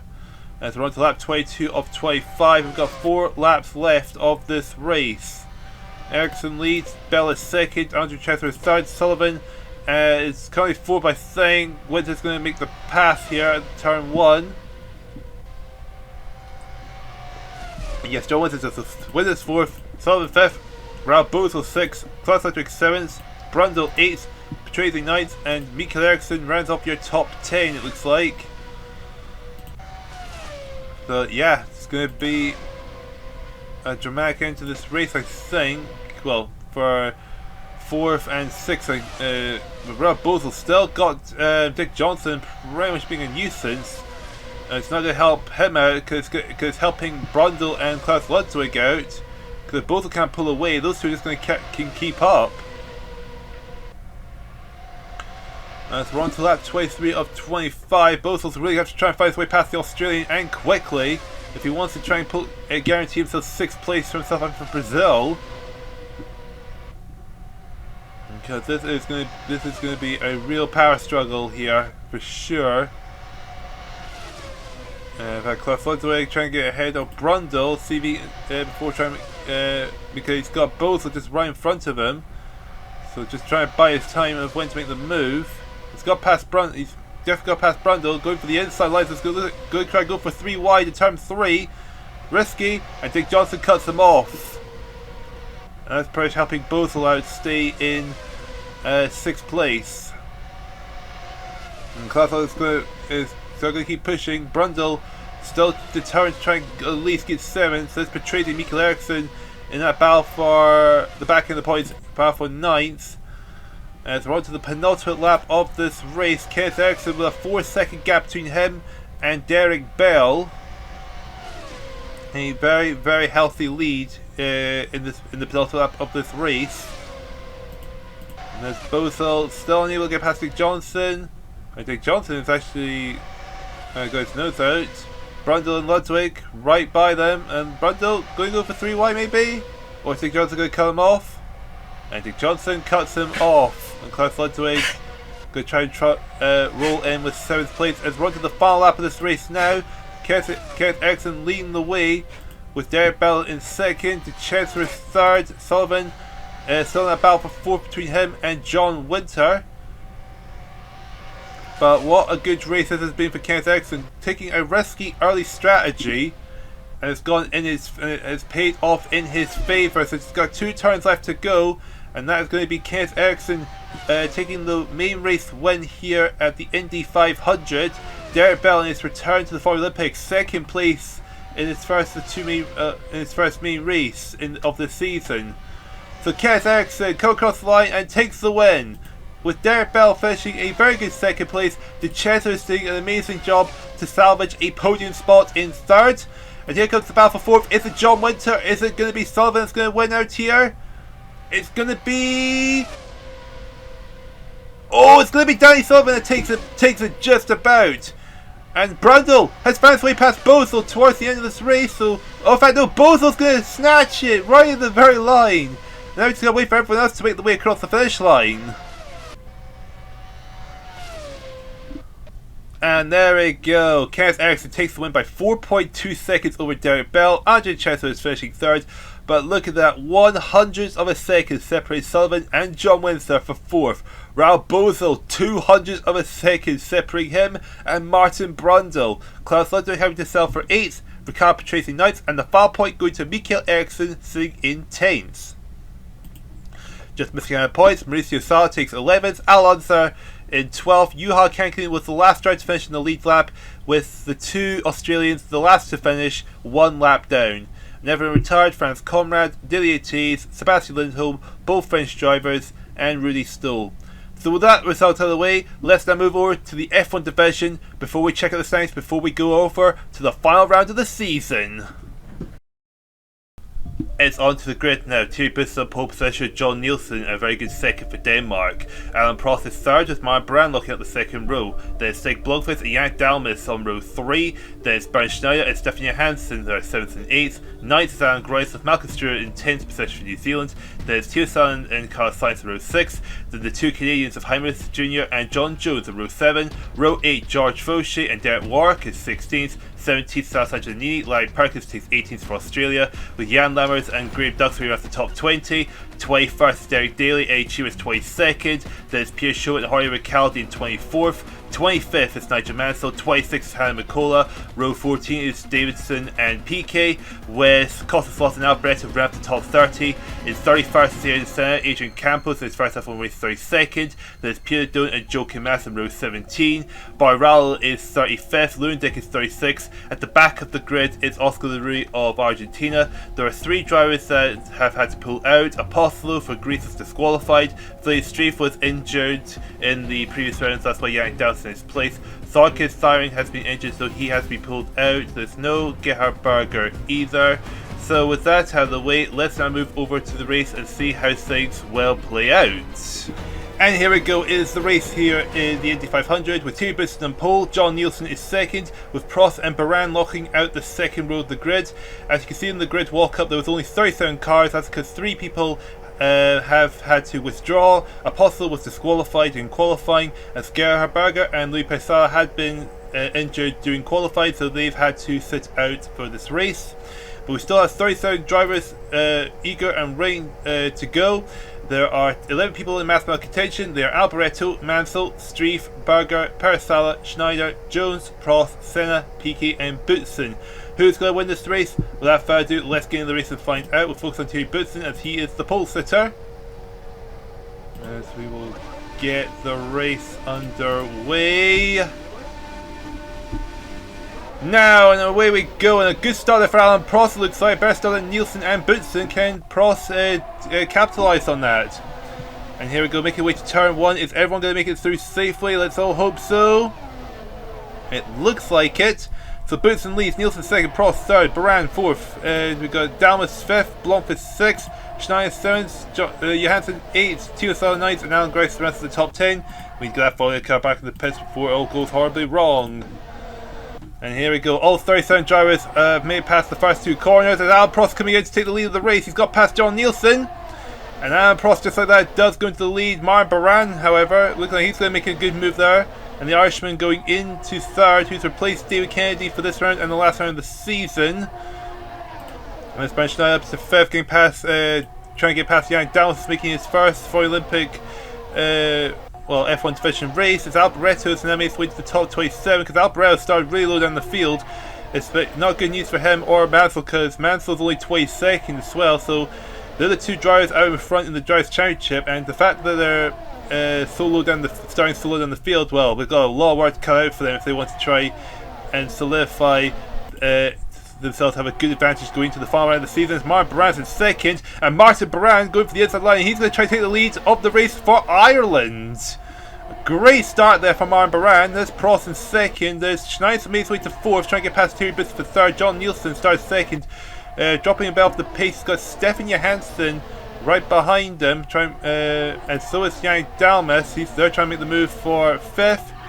And the fast lap of this race, I have no idea. I think the board may have broken there. So we're not sure who's the fastest man of this race. All we know is Bran is out in front, with Prost in second, and Boutsen dropping down to third, with Nielsen behind him in fourth. There's Schneider fifth, under bit pressure from Yannick Dalmas, doing a really impressive debut for him so far. In sixth, if he can score points for himself and for France, that would be amazing. There's the two Swedes, seventh and eighth, with Salonen and Carlos Sainz running off your top 10. It's about to start lap number 4 of 50. Everyone is still up and running, it looks like. We've got one person that's dropped off the pace. I'm thinking something must have gone wrong. John Jones. Oh, Nigel Mansell. Bobby Rahal is the fastest man of the race. Bobby Rahal. I don't think he's in. No, he's not in the top 27. He started slightly down the field. 44.8 is his time. Further down the field, we've got Boutsen, Nielsen battling, Dalmas and Schneider tussling for 5th. Sainz getting ahead, trying to get ahead of the two Swedes for 7th. As Timo Salonen is trying to get involved for Finland. And in fact, he's got past Johansson for 8th. There's John Jones just outside the points in 11th, trying to make the move on Stig Blomqvist, trying to get Canada up the order. And we're on to lap 5 of 50. I'm going to get the fast lap of the race.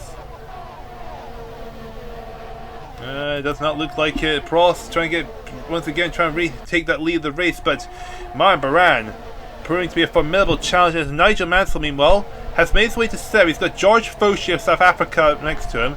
But ahead of them is Heinrich Jr. and Mansell's teammate Derek Warwick. Senna's made his way to 26. The start really don't low down the order. Looking back at the front, lots of passes up and down the, well, seeing a lot of passes on the board. It's just a lot of people right next to each other. John Nielsen trying to pass Boutsen, but he's right behind Alain Prost as well. As Senna's in 26, got Paddy Davidson ahead of him with New Zealand. His teammate PK's behind, with Eddie Cheever trying to slip past the Brazilian. And there's Alboreto in the background there. He's really struggling, which is not good for Alboreto, especially when he is the championship leader by only 2 points ahead of Mansell. But of course, Mansell is in the points position at the moment. He's only 16th. He's got Derek Warwick ahead of him, his own teammate, with Alan Grice and Nannini in front of them for Australia and Italy, respectively. Okay, we're already down to lap 6 of 50. This is looking really intense at the front. There's just lots of swapping positions, and no one really able to solidify those positions. Timo Salonen is up into 7th. He's got ahead John Jones, he's got Schneider and Dalmas ahead of them. Dalmas doing an amazing job for himself and for France. And we're making our way to lap number 7 as Baran continuing to try and get that, hold on to that lead for Ireland. And it looks like we're going to go 3 wide in turn 1 with John Nielsen next to him. Oh, that was very risky there. John Nielsen nearly losing it, but managing to keep it together onto turn 2. And Schneider, just like that, is making his way into 3rd. That was a really risky move there, but it's definitely gone off in his favour. Mansell, meanwhile, is 16th. Got the other Irishman behind him. That's Derek Daly of Ireland. And it looks like they're going to make the move for 16th place, with Heinrich and Warwick behind them now. And we're on to lap number, we're about to start lap number 8 of 50. And this is looking really intense right now. Who is going to get a clear advantage? If we go further to the race, oh, Dalmas quite a sharp turn there. He's got John Jones right next to him in 5th. As John Nielsen slipping down the yard, he's got Carlos Sainz and Timo Salonen behind him. Carlos Sainz trying to see if he can make the move on the Dane for 7th place for Spain. Of course, going to this round, there are 8 countries that are mathematical contention to win the Nations Championship. France, Italy, Spain, Brazil, the United Kingdom, West Germany, Austria and Canada are the ones in mathematical contention. So this is good news for France, because they're joint leaders with Italy, but the countback goes in their favour with Alain Prost in 2nd, with only Ireland ahead of him. That's definitely going to put a clear advantage, because Italy, highest placed driver is Nannini, and he's only 16th, so that would be 18-0, it looks like, as things currently stand. And Thierry Boutsen under bad pressure from Bernd Schneider. Bernd Schneider really determined to get a good result for West Germany, try and give them a fighting chance to defend their title in the Nations Championship. But it's been a really rough season for them. But the fact that they're still in mathematical contention, they're sitting 6th, is really, really surprising. And we're nearly on to lap 10 of 50. Send us up to 23rd. Alboreto is not on the board at all. Mansell is 16th. Trying to get past Derek Daly to get into 15th. Well, now Alan Grice is now going to go make the move. Yeah, past Alan Grice into 15th, and he's got George Fauci ahead of him in 14th for South Africa. Let's pass turn number 2. Lots of pretty much everyone scattering across the field as we are 1/5 the way into this race, and there's Bernd Schneider trying to keep ahead of Boutsen. Boutsen trying to put the pressure on the West German, because of course Belgium they're out of mathematical contention, Ireland's out of mathematical contention, but look at them, they're right at the front here, battling hard to give their nations a good strong finishing place in the final standings. Oh, looks like it's going to be 3 wide. Dalmas with Schneider next to him. Whoa. John Jones right behind him there, trying to put a bit of pressure on as Carlos Sainz under pressure from Timo Salonen of Finland, with Malcolm Stewart 9th and Stefan Johansson around the point position in 10th. Thierry Boutsen with got Bernd Schneider right next to him. The pressure is well and truly on. And Schneider is driving with absolute determination here, absolutely pushing it to try and get himself somewhere for the final round of the season, because him and Prost are in mathematical contention. Thierry Boutsen is in mathematical contention as well. The only person in the top 5 that is not in mathematical contention are Daly and Baran, but they're doing wonders for their teams, that's for sure. Looking for the Senate is 22nd. He's got Jorge Ricaldi of Argentina ahead of him. Mansell still 15th. Now trying to get past Stig Blomqvist for 14th. And so making way to turn number 3. We're on lap 12 of 50. This is really, really good. Really exciting racing right here. As Baran once again getting his nose out and getting ahead of Prost. There's Bernd Schneider trying to put the pressure on the two of them, trying to get themselves involved in the action. We go on board with the West German. There is Alan Prost. We're on the outside with Martin Baran on the middle. I'm going to go for the inside. Can't get close enough to do it, but Martin Baran takes the inside line. Anyway, bit of undecisiveness there from Schneider, but still managing to keep behind the front runners for the time being. Carlos Sainz and 8th has been passed by to Salim for 7th. Mansell has dropped down to 16th, been passed by Alan Grice. Senna, meanwhile, not able to try and make the move on Ricciardo for 21st, but not able to do that. So that's going to annoy the Brazilian a little bit, but Senna's still going for it. They're about to start lap number 14 and 50. We've got someone who's way behind, so I guess something must have happened right at the start of the bat of this race. Possibly. Oh, we've had incidents somewhere. John Nielsen. Oh no, Nielsen's on. Okay, Nielsen is into the wall. Okay, what's happened to Nielsen? Nielsen, he was. No, he was not 11th. Was he not? No, not really. Okay, so Nielsen. 3 wide. There's Malcolm Stewart, and there's the Swede of Johansson. Oh, it's going to happen. It was bound to happen at some point. That someone's going to try and do the 3 wide. Stefan Johansson try to go for it, but yeah, just Nielsen tried to shut the door, and it just did not work out. So that is Nielsen. Looks like Nielsen might be out of the race. Oh wow, that's really unfortunate. Stefan Johansson is in the point section at the moment, but he's got a bit of ground to make up. He lost some time, he lost some momentum. John Nielsen is now officially out of the race. There's Fauci just outside the point position for South Africa, but there is Alan Grice to come over. Nigel Mansell's lost a bit of ground, jumped to 18th. I guess he got slowed down a little bit trying to avoid hitting Nielsen's car, and he's actually behind the 8th and Senna's made his way to 17th now. No Alboreto still. Alboreto is still not in the top 27, so Alboreto's just, yeah, I'm not sure what's going on with Alboreto, but this is not what he needs. Oh, there's the bat marker. Now, see if we can get close enough to see who that is. could it be Oscar the Ruri? Looks like it might be one of the Argentine cars. Now Ricciardo's in the 21st, so if it's an Argentinian car, oh no, it's not. It's yellow, so it might be Spain, or is it Belgium? Is it West Germany? I'm trying to get close enough to see who it is. But for the time being, we've still got a lot of action at the front. As Baran's still pushing hard to stay ahead of Prost, as Schneider is trying to put a ton of pressure on the front runners. Oh, it's one of the Spanish drivers. Oh, okay, so it must be the debutant of Adrian Campos then, because Sainz is in 8th. Yeah, Adrian Campos, 36. So Campos, I'm guessing, is just. But to be fair, he came out with short notice to drive for Luis Perez Sala for this race. So I guess it's.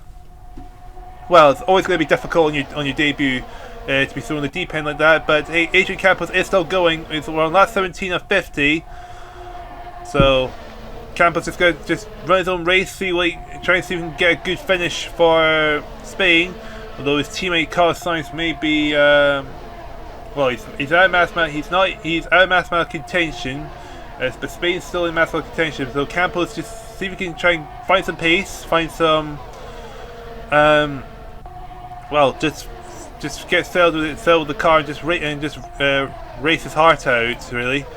Because I think he may only be driving for this round, and he might get a chance to do the last round of the season as well. But we'll see what happens with Luis Perez Sala. But anyway, we're on to lap 18 of 50, and I think we're going to go 3 wide here. Possibly. No, Schneider is not close. No, Booth is not close enough. Sorry, not Schneider. Well, in fact, Schneider's dropped down to 5th. Okay, so don't know what happened there to Schneider. I guess he must have picked the wrong line or something, and Daly's just not Daly. Yannick Dalmas just found his way into 4th, with John Jones putting him under pressure, but there's Adrian Campos as well, as the lap drivers trying to get away around him, including his teammate Carlos Sainz. Meanwhile, Mansell's dropped down to 18th. He's ahead of Nannini. He's got Ayrton Senna in front of him, who's trying to make the move on Derek Daly for 16th place. No, Derek Daly's not the battle of Warwick for 15th. Whoops. Get so excited you just forget what's happening sometimes. And we're on to lap 19 of 50. Still overtakes up and down, but no one's really able to solidify the positions. But we've got both the French drivers in the top 4. Dalmas doing an amazing job. Now try to find if they could get past Boutsen for 3rd. Try to put them under a bit of pressure.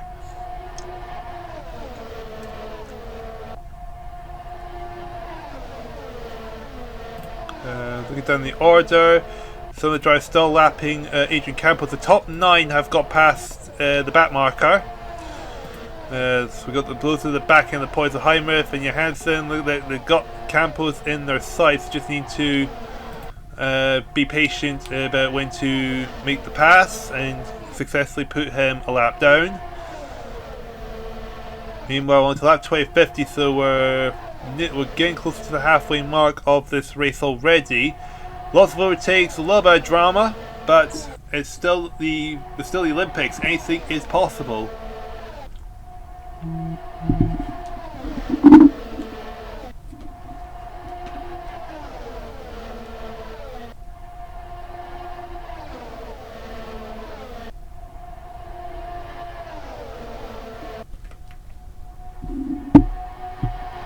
And here we go on to lap number 21 of 50. It's Del Barano up front, Boutsen 3rd, Daly, no, not Derek.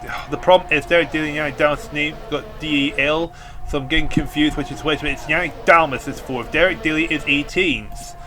But so Yannick Dalmas is 4th, Carlos Sainz makes his way to 5th. He's in a battle with John Jones for 5th. Schneider is seems to be struggling a little bit. He's dropping a bit back off the pace. There's Malcolm Stewart in 8th for New Zealand, with Timo Salonen right behind them in 9th, and a bit of a gap down to 10th with Ludwig Heinrich, Derek Warwick and George Foshi. A bit of a little bit of contact there between Warwick and Foshi.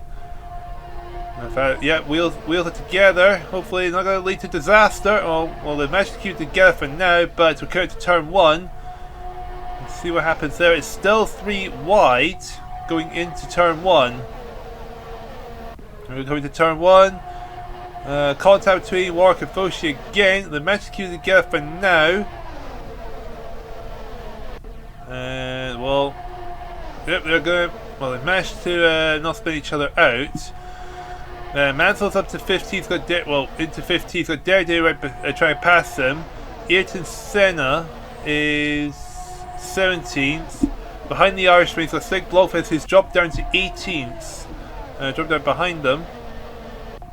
And we've got Adrian Campos amongst all of them.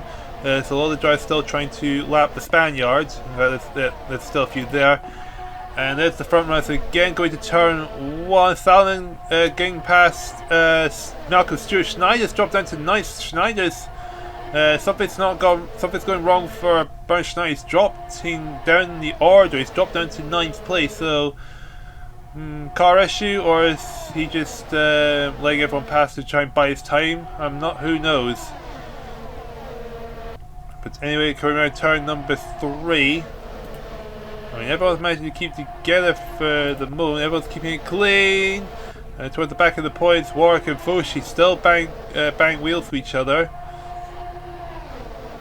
Oh man. Oh, Foshi snapped to the outside there, but managing to keep it together. Thankfully, but oh man, that was quite the snap there. And we're to lap 24 of 50, so we're nearly coming to the halfway mark of the race. And then the question is going to be, when are everyone going to make their pit stops? Who's going to go for early strategies? Who's going for later ones? Because this could cut, because for the top 11 drivers in the standings, like Prost, Boutsen, Senna, Mansell, Alboreto, this could be the difference between winning or losing the Drivers' Championship, and heck, even for their nation's championship as well. And here we go, about to start the halfway mark of this race. It's Martin Brand still in front for Ireland. Prost 2nd, Boutsen 3rd, Dalmas 4th, Sainz 5th, John 6th, Salonen 7th, Stewart 8th, Schneider 9th, and Derek Warwick round off the top 10. Okay, let's see who's making the biggest gains and losses within the top 27. The biggest gainer is Bobby Rahal. He starts 35th, he's up into 16th. The next big gainer is Joachim Mass, who starts 34th, he's 24th. And then we got John Jones gaining 9 positions, we got PK gaining 9 positions, and Lewandowski all gained 9 positions as well. The biggest loser we see so far is Slick Blomqvist. He's gone from 5th, he's down to 20th. Oh, we've got an incident!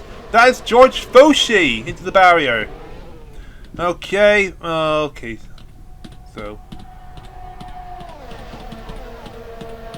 get the correct thingy up. Okay. Focusing on... No, where is Foshi?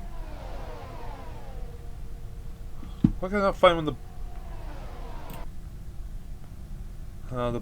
I'm just waiting for the board to fix itself. There we go. Right, let's see. What's happened to Foshi? There's Derek Warwick. I'm guessing one final bump and that is one of them into the barrier. There we go, coming to turn 3. Oh, here comes Alan. Alan Grice has come in. Oh, it's Alan Grice that spun him out, not Warwick. Okay. And his teammate Duxbury collected him. And that's the rest of the field. Foshi just, well, yeah, Foshi is holding up holding up all the drivers. Yeah, Foshi's just going backwards, and I think he's just taking Lewandowski and Lammers with them as well. Oh, it's Lewandowski he's taken. Okay, oh, that is a disaster. Foshi may have an investigation because that was a bit. That was really silly of Foshi there. So he's held up a lot of the drivers. Well, he's holding quite a few drivers because of it. Well, Campos is out. Pierre Chauvet is out. Okay, I'm guessing it has something to do with Foshi there. Campos was a lap down anyway. It's really sad to see Campos retiring, because it would have actually been nice to see Campos complete this race. Even if he was the last of the rounds, I would still been happy to see him complete it. But yeah, oh wow, we now got both French drivers first and second. So Dalmas got past Baran, so Baran's dropped down to third. Let's put him fourth. John Jones fifth. Salonen is sixth. Sainz is seventh. Eighth is Malcolm Stewart. Bernstein ninth. And right after the point position is 10th. We got someone off the road. Oh, that's still okay. That's George Fauci still. So Fauci is out. But Fauci maybe is out and possibly under a heap of hearts for the incident that's led to Pierre Chauvet and Campos retiring. Well, I don't know if it's connected, but well, it seems to feel that way. And Baran's going to go first. Oh, Baran's taking Dalmas into the barrier. Yank Dalmas in the wall. Okay, Dalmas. Oh, the man who's making his one and only appearance here into second, doing really well, but Marin Baran just came in onto the inside line, and that's put down, and Dalmas may be out. Oh, that is such a shame because Dalmas is doing amazing in the F1 division. I think Dalmas is not going to go anywhere, so I think Dalmas is out. That's good news for Alboreto. I mean, it goes to the 24th, but he's still way behind his championship rival, which is Mansell, who's in 15th and a bit of currently the tussle with Graham Duxbury, who's trying to catch up to Derek Daly, who's about 2 seconds ahead of him, who's battling Boy Rahul for 13th place. But the field is spreading out quite a bit. Alboreto's up to 23rd, getting past Jorge Ricaldi of Argentina. Now Baran's is in a bit of trouble here because there's Steel Salad. And now Bernd Schneider has hit the barrier.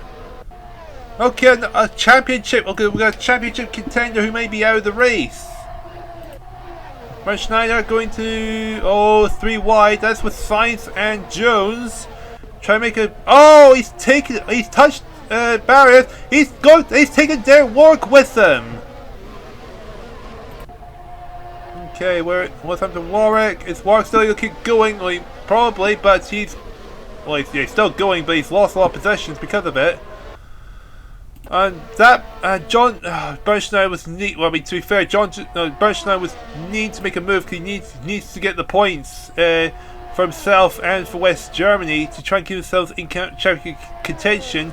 And I think that touch there may have just solidified that Schneider and West Germany may end up being out of contention, but it's going to come down to Joachim Mass, what he can do for West Germany. When Joachim Mass is 21st, he's got a mountain to climb to try and make up for Bernd Schneider's risky manoeuvre.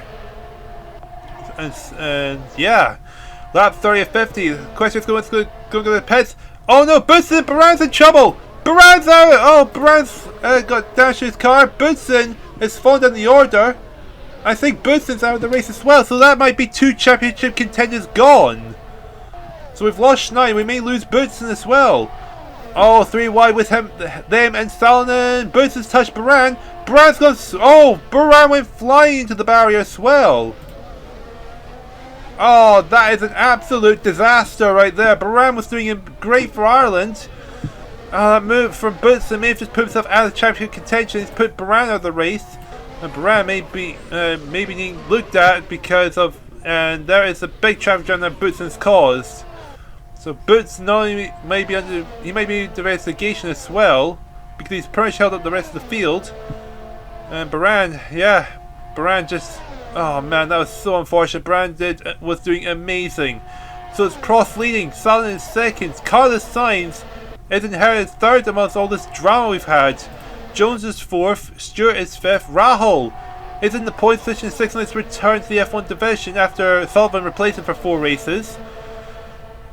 Stefan Johansson is returning is into the point position 8th, PK is 9th, and Derek Day runs to the top 10. Mansell is 12th, he's getting close to the points positions.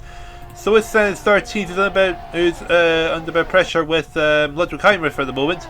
Alboreto into 18th now, he's chasing Blomqvist and Joachim Mass. Mass has got a huge hill to climb here for West Germany. So we're on to lap 31 of 50. The question is, when is everyone going to pit? Salonen and Prost staying out. And they're all, looks like they're all staying out as well. Oh, Stewart going for 3 wide maybe with Jones and Sainz. Oh, maybe 4 wide because here comes Boy Rahal is getting involved in this. Oh no, this is not going to go well. No, it's not. Rahal's off, Jones is off, and Stewart's gone off. Stewart's in the wall. Jones has hit the barrier. Rahal's in the wall as well. We may have just lost. I mean, we may have lost 4 more drivers because of it. Well, Stewart's, I think Stewart's still going. Oh no, not Stewart. Yeah, absolute mayhem there. So Rahal, oh, Sainz is able. I think Sainz managed to somehow get out of that unharmed. Oops. Might help if the boy's gonna let me focus. Yeah, oh, Sainz managed to avoid all that. So good on him for a spin, but oh man, that's Rahal out, Stewart out, Jones out. Canada with mathematical contention. Losing Jones is actually going to be a heap of pressure being put on Heinrich now. Mansell, thanks to this, is in the top 10. This is good news for the United Kingdom, I think. Well, actually not really, because France is still in front with Prost. Alboreto up to 15th. Senate is up to 9th, so he's in the points position as well. So there's a chance for him to catch up and help Brazil out in the Nations Championship as well. So yeah, oh man, we've got loads of cars scattered over the track. Yeah, so that's a lot of drivers retiring from this race. Just so much carnage has ensued. Oh wait, I've just realized Bernstein's still in the. Okay, so Bernstein hasn't retired. He's actually still running. Okay, so Schneider is still in the move. But he's 24. He's the last. I think he's maybe the last of the runners. He's in 24th. He's really gonna have to get his foot down. But I imagine it's gonna be a massive struggle. Even if the pit stop goes away, I think Schneider is gonna be up against it, trying not to get some points, let alone stay in mass amount of contention to win the Drivers' Championship with 1 round to go after this. Okay, we're on to lap 34 of 50. I think Prost and Salonen are getting close to lapping the West German, which is not good news. But when are they going to pit this lap? If he overtakes McCullough and Cheever, that's for 21st. Prost and Salonen are staying out still. Carlos Sainz, he's nearly 10 seconds down the top 2 drivers, but he is still in a really good position for himself in Spain. Alan Grice is in 4th for Australia. 5th is Stefan Johansson. 6th, Derek Daly with Nelson peaking next to him in 7th. Graham Duxbury 8th for South Africa. 7th, 9th, and round for top 10, Nigel Mansell. No one is pitting yet, interestingly, so it's going to be late pit stops. It looks like. Brown nearly just outside the point position, but he's got Nigel Mansell in his sights. This is exactly what Alboreto has been needing to get Mansell on his sights to try and get past him to stay ahead of him in the Drivers' Championship. He's going to be struggling a bit. Alan Prost coming to the pits now from the lead of the race. Salonen has stayed out, so has Carlos Sainz. Alan Grice is staying out as well, so Prost. So it might only be Prost doing a pit stop strategy in lap 36. So there is Johansson and Daly going to go past him for 4th and 5th. So I wonder where Prost is going to come out and where is that going to put him once everyone's pitted. Will he be able to maintain his lead? He's straight in and he's straight out. Okay, but so loads of drivers are going to pass him. He's going to come out, it looks like, in 16th place maybe? Oh! Right to where Martin Baran's car is! Martin Baran! And that's Prost may be out of the race. That's held up the rest of the field as well. In fact, the front run, even the front runner Salonen's in trouble. Oscar Ruri's out of the race. Martin Baran's out of the race. Okay, I did not expect that to happen. So we may have lost Alan Prost because that's Grice is looks like maybe in the 3rd. Carlos Sainz trying to get his way around to that. Prost's car is actually causing huge drama. A lot of people are actually retiring because of it. This is taking a massive shift. I don't really know what to do here. PK third. Grice fourth with me. Okay, Prost is out of the race. A lot of people have retired. It looks like some people are retired. Amongst all this, Ricciardo's in the pits. Salin's coming in the pits. Sainz in the pits. PK's coming in the pits. Grice looks like he's going to come into the pits. I think. He is. Derek Dave's coming in the pits. Okay, so it looks like everyone's going to pits here. Well, I'm not really sure what to say. This race has turned into utter chaos. Salin's on the move, Sainz on the move, Grice on the move. So a lot of the people who's crashed out in this race, they finally decided to retire their cars. There's Stefan Johansson. Amongst all this, it's actually going to come out ahead of Sainz, but not enough to be ahead of Salonen. So Salonen's out in front for Finland. Johansson safe for Sweden. Carlos Sainz third. Bernd Schneider has made his way to fourth from amongst all this. Oh, and Paddy Davidson's had an off. Okay, what's happened to Paddy Davidson then of New Zealand? Contact between. Okay, that's Ricciardo next to him. Paddy Davidson. Oh, he tried to go the outside, and he clipped Ricciardo and he spun himself out. Okay. Salin's leading, Johansson second, Sainz third, Schneider is fourth, Grice is going to come out in fifth, Ricciardo is sixth at the moment, but I think Ricciardo hasn't pitted yet. Joachim Mass is coming out seventh, Dodone is eighth. Where is Alboreto? Alboreto is going to come out ninth. He's going to come out just ahead of Senna. Mansell's still in the pits, and all of a sudden Alboreto has got the upper hand on Mansell. Even if it's only 2 points compared to Mansell's nothing, that's still him getting the upper hand. Okay, Schneider's coming in the pits. Okay, so Schneider did not pit. But where's he going to come out of? But Grice is going to be going to inherit fourth out of him, that's for sure.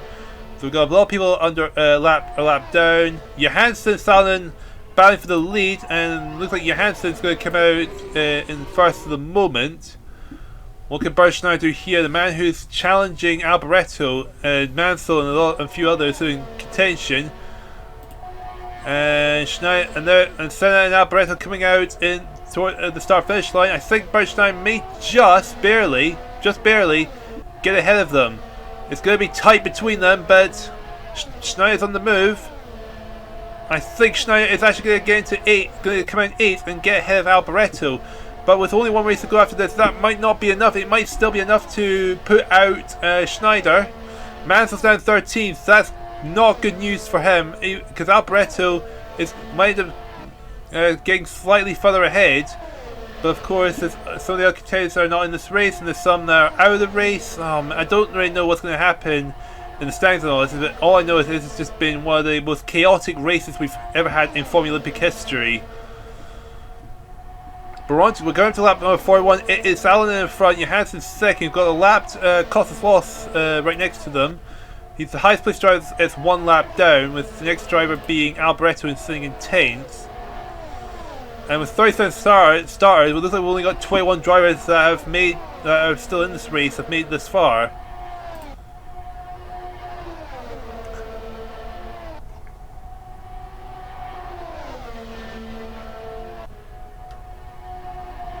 Oh, Costas Loss has spun Johansson round! Costas Loss has just spun the front runner, the man who was bound for the lead of the race out. I mean, Costas Loss should have backed down, but Johansson, what's he doing here? He's trying to turn around, but in a very awkward place to be doing that. Oh, he clipped someone as well. So Johansson looks like he's going to be out of the race. Yes, Costas Loss is going to be under investigation. I'm pretty sure of that. Yeah, but that is Stefan Johansson's chance to win. The race suddenly ended. 2000 to try and lap Jorge Ricciardo, who's managed to sit in 10th for Argentina. Sainz second, Grice third, Joachim Mass is in fourth, with Dodone fifth, sixth is Senna, Bernd Schneider seventh, Alboreto is eighth, Ricciardo ninth, I mean, Kozlov's going to inherit 10th at the moment, but I don't think Kozlov will be keeping that 10th position. Possibility that he may get a penalty for that. But we'll see. That's Nigel Mansell on 12th. There were 14th. So yeah, we're on lap 43.50. Sounds leading. Now Carlos Sainz is suddenly in second. So advantage Spain for the final round, going to the final round of the season maybe. Thanks to well, how things are stacking up right now. Alan Grice is third. He is nearly half a minute behind, but still third place for Australia. That'd be an amazing result. Joachim Mass, fourth for West Germany. West Germany needs some decent results, and it looks like they might get it with Joachim Mass. Fifth is Doan, Senate is sixth. I mean, Bergschneider's seventh. That's looking good for Schneider, but seventh is probably still not going to be enough for Schneider to stay in contention. Kozlov currently ninth for now, but he's been lapped by Carlos Sainz. PK ranks at the top 10, with Ricciardo down in 11th for Argentina. With Mansell really in a bad position, because this is his chance to beat Alboreto, and well, with all the drought having this race, suddenly Alboreto's got the upper hand on the Brits. I mean, we've got 7 laps of this race to go, so we're getting closer to the end of this very chaotic race. But it's looking like it's going to be a very intense showdown for the final round of the season. Alboreto is going to be really frustrated that he's going to be happy ahead of Mansell, but he's going to be frustrated that he's not going to get a good amount of points and all of this. We've got someone still in this race. George Fauci is still in this race. He is 13 laps down, but yeah, he's beyond the board. He's still in this race somehow. But I mean, Fauci is well and truly not going to be a Class 5 finisher, because there's 50 laps in this race, and as it says on the board, the graphic, he's 13 laps down. So I'm surprised Fauci's managed to push on, but it's going to be for nothing, because Fauci's not going to be classified in this race. We're on to lap 45 and 50, so we've still got 6 laps left to go. There's Senna, Schneider and Alboreto, 3 championship contenders bunched up together, 5th and 6th place. This is very intense here, because this could make the difference between who's going to be in mathematical contention, who's going to be out of mathematical contention. Schneider and Senna approaching the back foot, because Alboreto is the championship leader. So they really need to try to get as big advantage of them as possible. Joachim Mass is amongst them. He's actually been held up. Pierre Dillon's right in front of him, and then Dillon all of a sudden in 4th.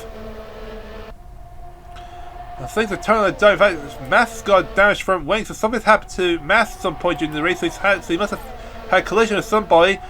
3 wide at this late stage of the race. This is going to go. Oh man, this is going to be risky. And Schneider spun himself round. He spun himself round. Oh no, that's not. Oh, Schneider might be out of the race. That is not good news. At this late stage of the race, that might have just sealed both their fates. So Alboreto is going to, he's inherited 5th. Mansell's going to be in the point position. He's going up to 9th. But I think Senna and Schneider are going to be out. That's it for them. They're out. Their chance of winning the Drivers' Championship are going to be gone. Again, more drama in the Indy 500 Formula 1 race here. We're going up to lap 48. Who knows what's going to happen at this late stage? I generally am not sure what's going to happen here. We got Carlos Sainz in second. He's got Costas Loss and George Fauci. Fauci's, remember, he's 13 laps behind. And he's still going. I mean, give it to them there for soldiering on. Alboreto up to 5th. Got Joachim Mass right behind him, trying to make the move for 5th. In fact, the top 6 drivers, the only drivers in the lead lap. 7th downwards are all at least one lap down. And Costas Loss might be lapped by Carlos Sainz. Costas Loss is currently under investigation. Probably going to end up getting penalised at the end. But here we go, coming to the penultimate lap of this race. Oh my good grief! I mean, my mind is completely blown of just everything that has happened this race. We've had so much drama that I've not been able to comprehend everything. I am. This is gonna be interesting going through the points at the end of this and see who's actually in contention to win the Drivers of the Nations Championship. All I know is this is gonna be one hell of a long ride to process, because I am not quite able to comprehend everything that we've seen here, because just so much madness has happened. But despite all that madness, Timo Salonen for Finland is out in front, and he's going to start the final lap, and I think Timo Salonen, unless something goes suddenly horribly wrong, he is going to end up being the Indy 500 winner here in this penultimate round of the 1988 Formulalympics season. As Carlos Sainz in second. I mean, a very deserved point for himself, but it's also going to be a very crucial result for Spain, because France have double DNF'd. Italy's best highest position is 5th, so Spain is going to close in on Italy. Yeah. So I think, if anyone's got the last laugh in this race, it's going to be Italy. No, not Italy, it's going to be Spain. But here's Timo Salonen coming across the line, and he's going to take the race win here at the Indy 500. What a result for Timo Salonen. There he is, he's your race winner. And here comes Carlos Sainz getting second place. And Alan Grice for Australia looks like he's going to come out of this race with a podium finish. What a result for him and for Australia. Yeah, so we just have to wait for everyone else to make their way across the finish line. And there we go, that is everyone, made it across the finish line. Timo Salonen wins by 4.2 seconds over Carlos Sainz. Alan Grice gets a podium for Australia's third. Pierre de Dône, an impressive 4th place. Alboreto, a very, very crucial 5th place for him. Jochen Mass is the last driver in the lead, lap 6. Costas is 7th. Nelson Piquet is 8th. Nigel Mansell is 9th. And Ludwig Heimer rounds off your top 10. Just missing out on points, Derek Warwick is 11th, Derek Daly is 12th, Cheever is 13th, Larry Perkins finishes 14th with Graham Duxbury 15th, 16th is Stig Blomqvist, 17th Paddy Davidson, and Jorge Ricciardi is the last driver to finish. Senna Schneider are classified finishers, but they're 19th and 20th, and I do not believe that they're going to be in mathematical contention after this race.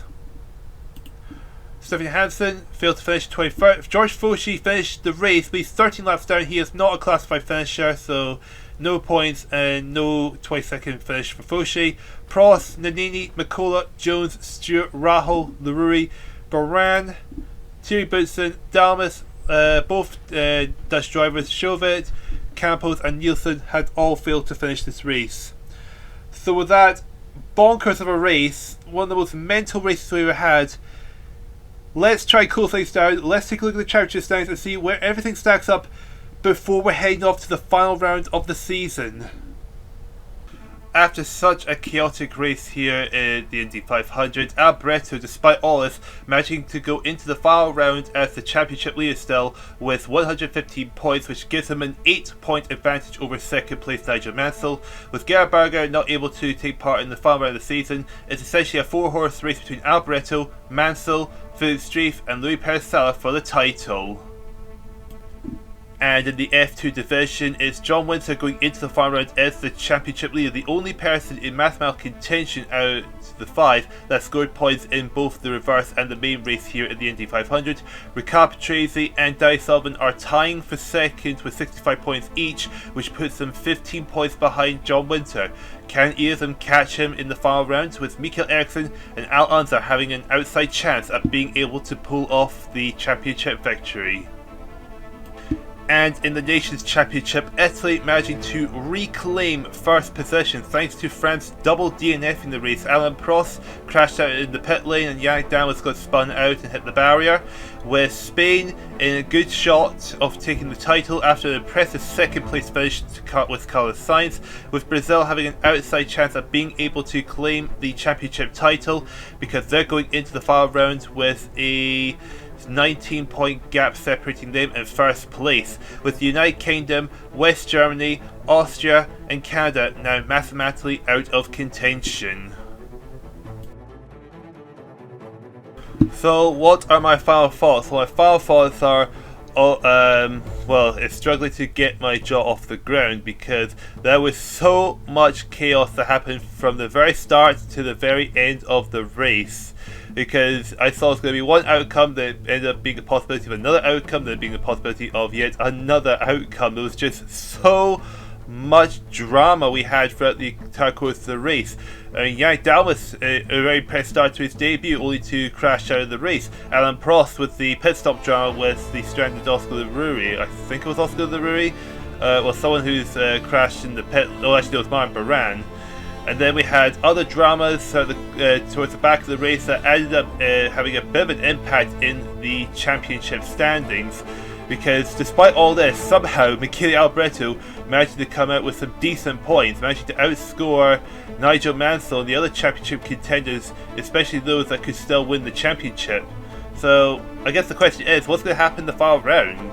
Because I imagine it's going to be just as dramatic as this. Well, I look forward to finding out, and I hope you guys are as well, and I'll see you over for the final round of the 1988 Formulalympics season.